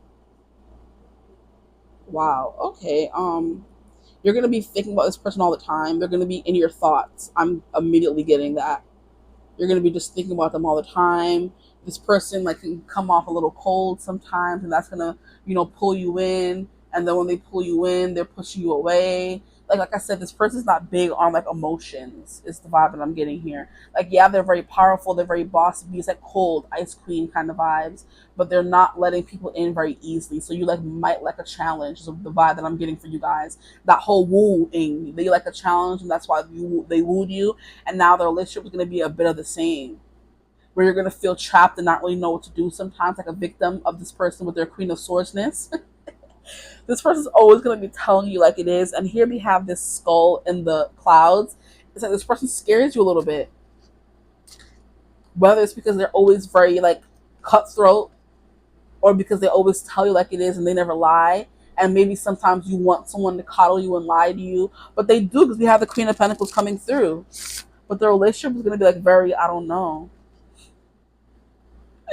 Like, I just feel bad for y'all. I'm like, what the heck? I don't even know what's going on here, honestly, to be telling you. Like, the Wheel of Fortune is going to be unpredictable, going around in circles, maybe up and down and all around. The Star is going to be inspiring. So this person, like, I feel like is acting as like a muse in your life, inspiring you to be a better person, act in different ways, pick up new hobbies, that kind of thing. Yeah, they could also be acting a little bit as a teacher to you. They're teaching you things you never learned before, and they're stressing you the heck out. Nine of Swords. This person is stressing you out because, like, you don't know up from down, left from right. You're like trapped. You may find yourself acting very differently around this person, and that could scare you, is what I just heard as well. This person could put you on the defense a lot. Now, you know what? I'm going to clear this and pull again for what will the relationship be like, because I'm like, I need more. What will the relationship with the group 3 be like, this person? What will the relationship with them be like, please? You have the Two of Wands. Yeah, it's going to be a toss-up, like an up and down. One day is good, one day is bad, and you're going to be constantly, like, deciding. And look at how she's, like, frolicking, excited to go on her journey. Like, it's going to be very exciting, I'm telling you. We have the Knight of Pentacles. Slow progress wins the race. So, yeah, it's going to be a little slow. You have to take your time with this person. This is giving, maybe this person may run from emotions, run from their emotions, not want to deal with it. And it's going to take time for them to maybe admit they want to be with you, admit they like you, even though they want this love. You have Three of Swords in reverse, healing a little bit.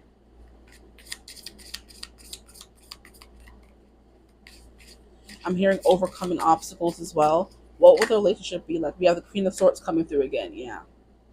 This person tells like it is. And we have this vulture on top of her. So I think this person's going to be very like a light in your life. Like I said, they're guiding you, and you may be someone who doesn't want to be told you're doing that wrong. There's a better way you could do that. Why are you acting like this? Like, you like that. This person's going to be like reading you to filth. Essentially, is what the Queen of Swords is. They're not holding back for feeling sick. They don't put feelings into consideration. They're telling you the honest and blunt truth. Sometimes you're going to love it. Sometimes you're going to hate it. Is the vibe that's, like I said, with the Two of Wands. They're going to constantly keep you on this roller coaster ride of, do I want to be with them? But they're so blunt and honest and da da da da. And they're not gushy and mushy and always telling me, oh, you look so good. This is not someone who's like telling you, oh, I love you, and oh, you look so good today. That's not them. They will tell you that if it's true, but if it's not, they're going to tell you, you look toe up today. If you're looking toe up, they're going to tell you you're looking toe up. You know what I mean? If you're doing something wrong, they're going to tell you you're doing something wrong. And you may not be someone who wants to deal with that, but that's who this person is, and you still want them for that as well. Wow. Mental turmoil is what I'm getting. You're not going to know what to expect, what to think, what you want. What will the relationship be like with my group 3s, please? My group 3s. What will the relationship be like with their person? We have Queen of Wands. Yeah, this person's like giving real like cutthroat, boss, CEO kind of energy. They don't put up with any BS. They don't put up with slacking. They don't put up with someone who's not showing up the way they want you to show up. Very perfectionist as well. Like, I want my relationship to look like this, and if it's not, I'm a nag you about it, or I'm gonna tell you about yourself. You know what I mean? Very, very cutthroat. Here we have the Magician popping up again for what the relationship would be like. So I guess we'll take this. It did show up before. At the bottom, we have the Devil in reverse. Interesting. Yeah, this person's going to be getting you out of certain habits. It's like a ringleader, or that's not even the right word that I was looking for. Like accountability partner. This person's telling you, you shouldn't eat after 5, or you should work out every day. Like, they're just literally reading you to filth every day of your life. And sometimes it makes you feel good, like I said, and sometimes it makes you feel maybe a little insecure. But this person's making big changes to your life. They're getting rid of all the things you're not supposed to be doing, because I'm hearing they only F the light. Okay, they only like good things. They want positive things around, like, so that toxic positivity. So if you're not always doing something to better yourself and make yourself look better, do this or do that, this person may find fault in that.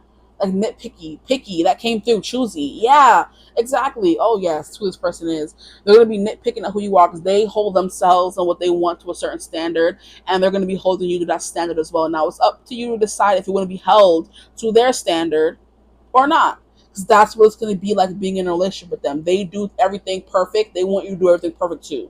And if you're not, they're going to be telling you about yourself. Like I said, that's the energy coming through. They want you to be perfect, just like them, with that devil energy. And anything that they see that is wrong, they're pointing it out. Huh. Huh. But exploring new things, exploring new horizons, walking down new paths. I'm hearing opening doors that used to be closed to you.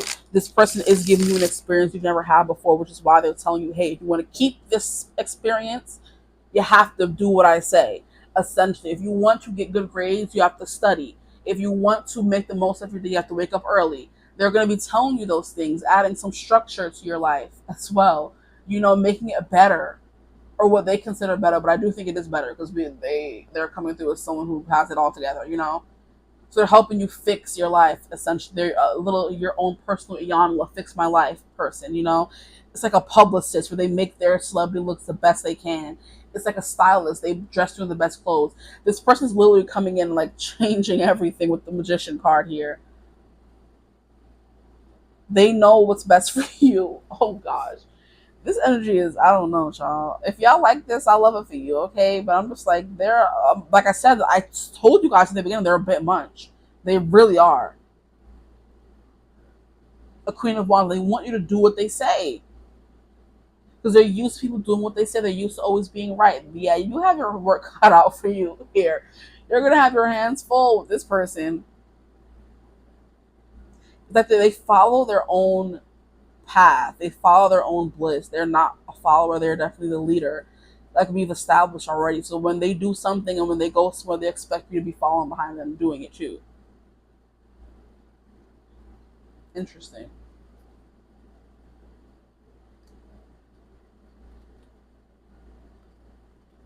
Yeah, they rule their kingdom with the iron fist, iron something. There can't be any slouchiness. You have to sit up shit all the time. There can't be any disorder. And it's funny because we have the Judson Libra card. Yeah, they want order, aesthetics. They want everything to always look clean. They want everything to always be put away in the right place. They want your towel in that hamper. They want the toothpaste covered. Okay? They want the cap on the toothpaste on. They want the cap on the soap on. They want the floors clean. They want the rugs tidy. They want the those kinds of things.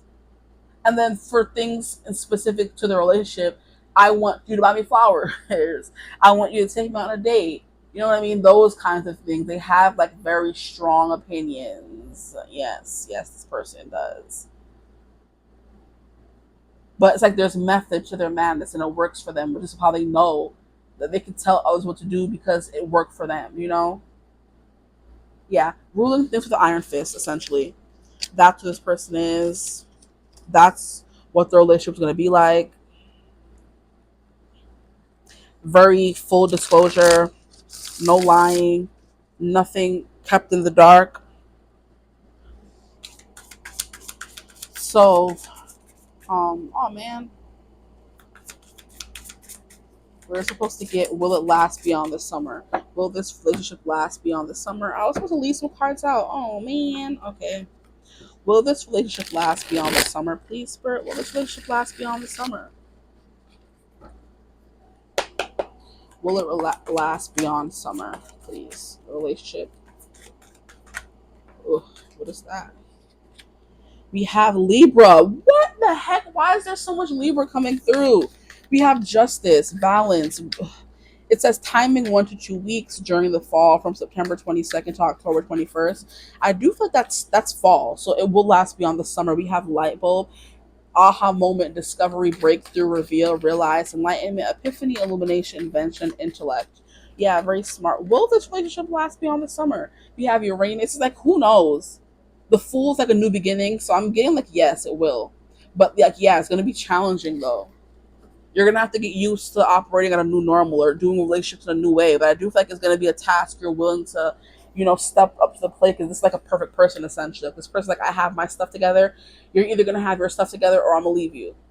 okay? Or you have your stuff together, which is why they want to be with you, but they say there's some things we can fix here. They want to make you the best person ever, so you guys can have the best relationship ever. It's like power couple vibes. Like if they're so powerful, they want you to be as powerful as them.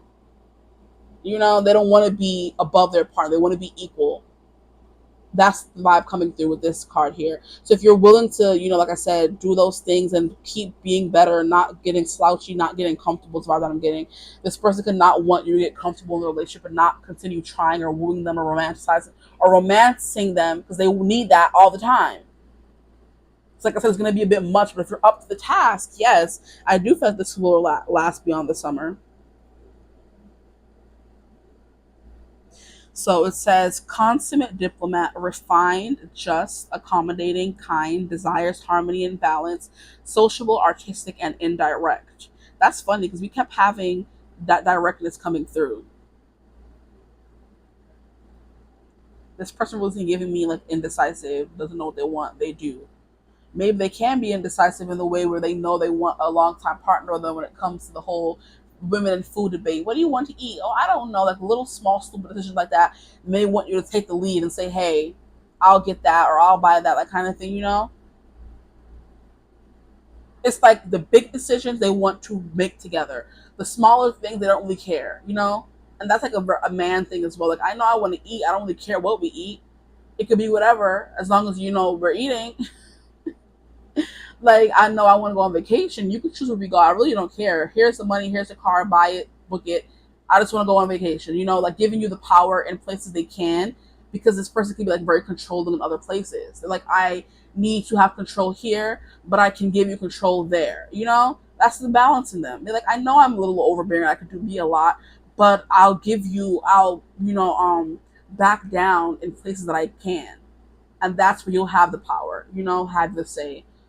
Okay, King of Air, King of Swords coming through again.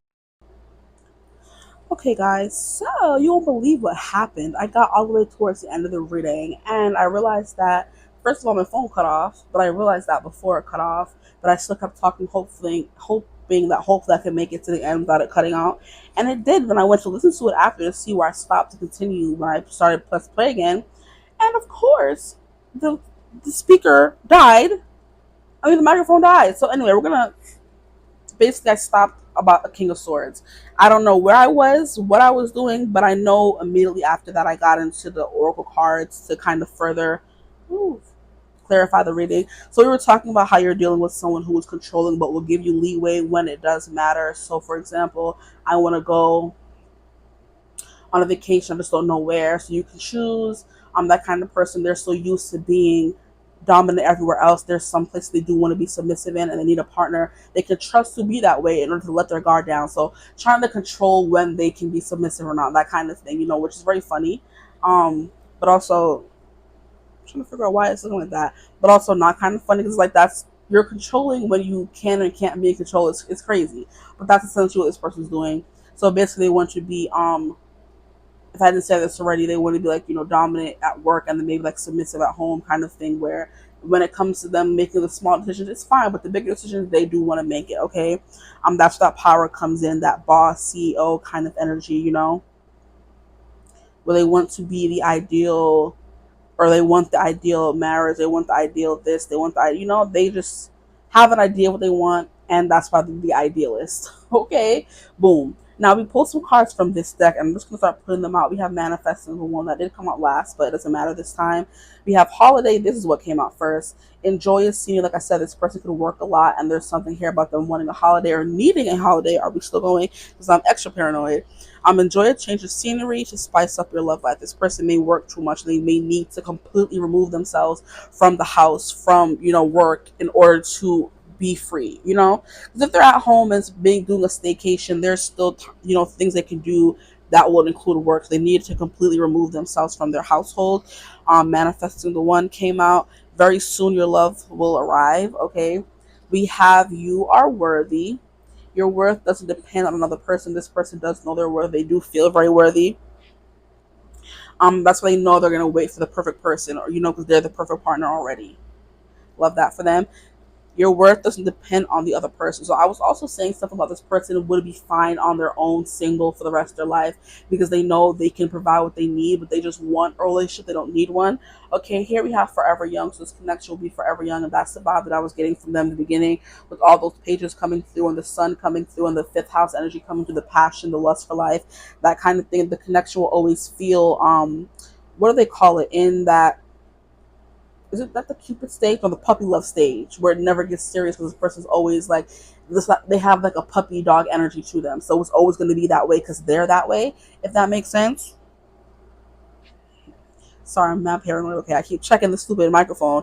Um, a song of youthful playfulness. Okay, so there's something here about yeah, very much their playful energies. I do feel like even though we were getting very intense with the how they act and how they're going to be in the relationship, it's all out of love and it's all for to kind of like protect themselves. Essentially, like I said, they want to control the situation or connection so much, so they can like avoid being hurt or avoid certain things.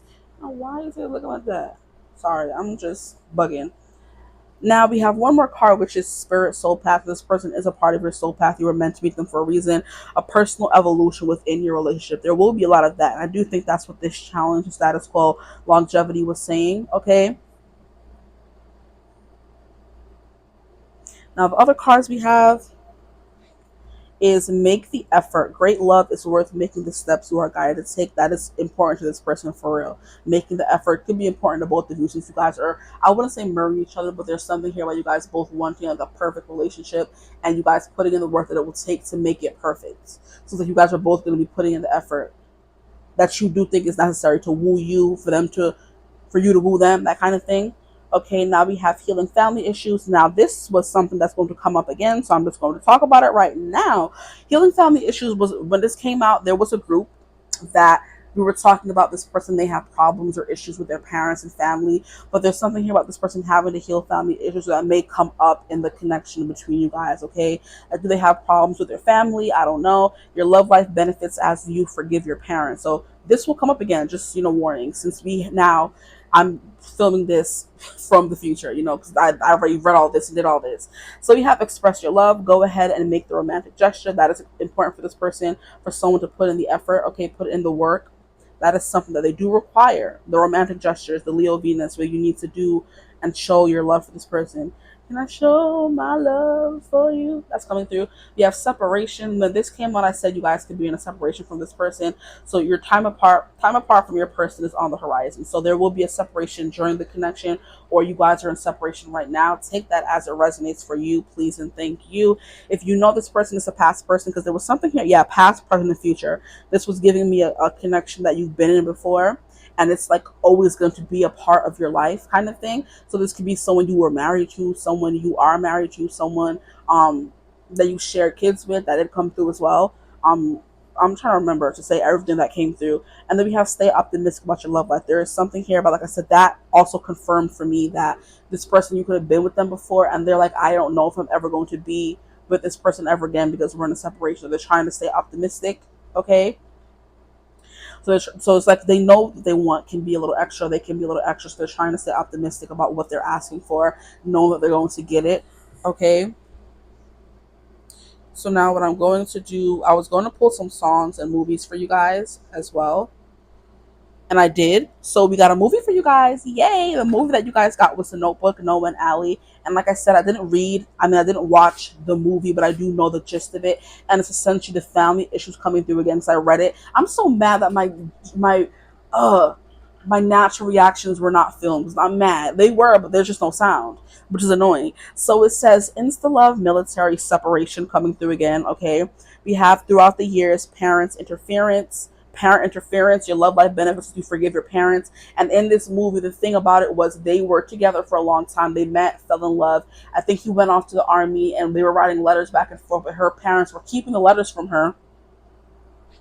So she didn't know that he was sending her letters, and he came back. She was married to the next dude, and he was like telling her, we're supposed to be together, stop playing, and asking her, what do you want? What do you want? Do you want to be with me? Move, this phone is getting on my nerves, bruh.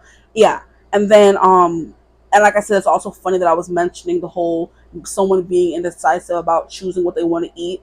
because that is like the meme they use for that instance. Like, what do you want? What do you want? Asking a girl what she wants to eat, and she's like, I don't know, and she can't choose, you know? So I love how this movie ended up coming out after I used that reference earlier. Okay. Now we have love triangle. That could be something, letters, second chances, something coming through, especially if you're in a separation. We have carnivals. That's that ride coming through here, childlike energy. This person could love those things, you know, amusement parks, carnivals, stuff like that, where they can indulge their inner child. Here we have kissing in the rain, alpha male, and determination. Okay, so alpha male was definitely coming through, alpha female, all that energy was coming through for real. Now the song we guys got for y'all is Something in the Orange, Zach Bryan. So it says, to you I'm just a man, but to me you're all I am. Where the hell am I supposed to go? I poison myself again. Something in the orange tells me you're never coming home. I need to hear you say you've been waiting all night. There's orange dancing in your eyes from bulb light. And then I got excited and screamed because we had light bulb freaking come out, guys. We had light bulb come out. Stop it. And like the song that just so happened to fall out is a song mentioning light bulbs. Like, come on now, stop playing. Stop. Okay, I can't stand her. I'm sorry, I got a notification. Yeah, there's something here about this person thinking they're never going to see you again. Sunsets could also be something that's coming through as well. It's like, to you, I'm just a man, but to me, you're all I am. Like, what do you mean? Like, stop it. Where the hell am I supposed to go? If it's not you, it's no one, essentially, is what's coming through here. But it's a very freaking Libra, hopeless romantic thing to say.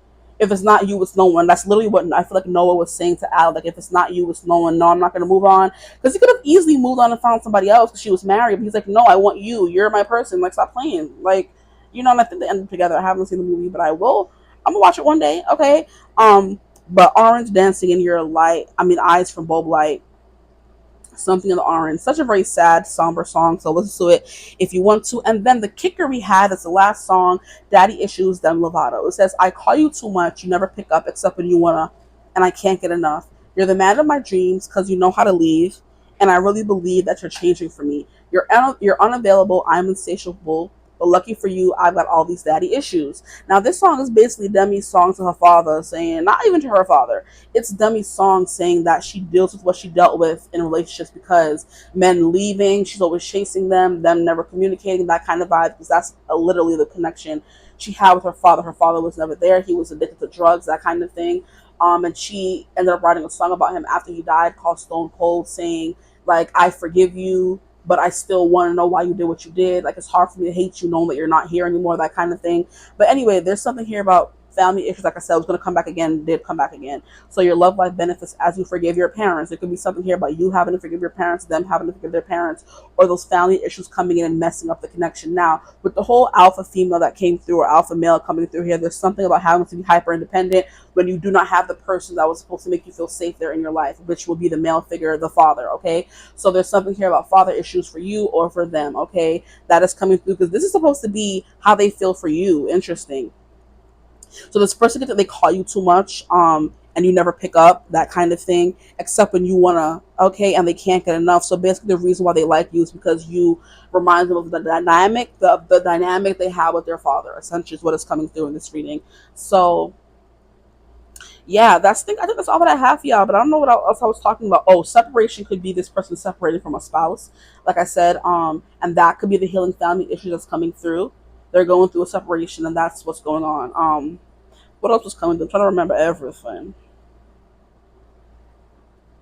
Trying to remember everything. So how they feel about you, like they're either the Noah or the Alley. Okay, it was insta love between you guys. Okay, but like I said, they always feel like they're chasing behind you because they're the one that has the issues. You know, so they have to heal those issues, mommy issues, daddy issues, or both of you will have those issues, and that, like I said, it needs to be healed in the connection.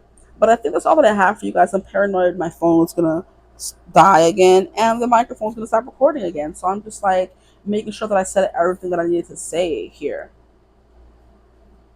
But yeah, this whole to me, I'm just a man, but to me, you're all I am. That's crazy. Like, where am I supposed to go?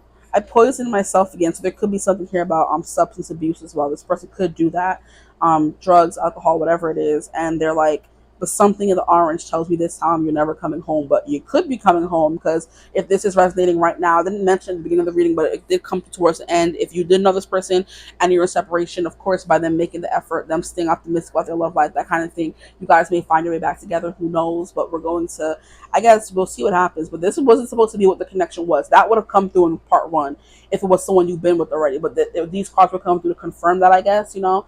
I'm like, we didn't get into that because we did a whole part one. So now I'm gonna leave you alone. So I don't know how long this reading is now, but I hope this reading resonated. If it did, feel free to like, comment, and subscribe. Join the tribe, the Divine Family. Love to have you. If you would ever like to book a personal reading with me, you can always get in contact with me using my email in the description box below. But I hope you're having a beautiful, wonderful day whenever you're watching this reading, and hopefully I will see you guys in the next one. Bye.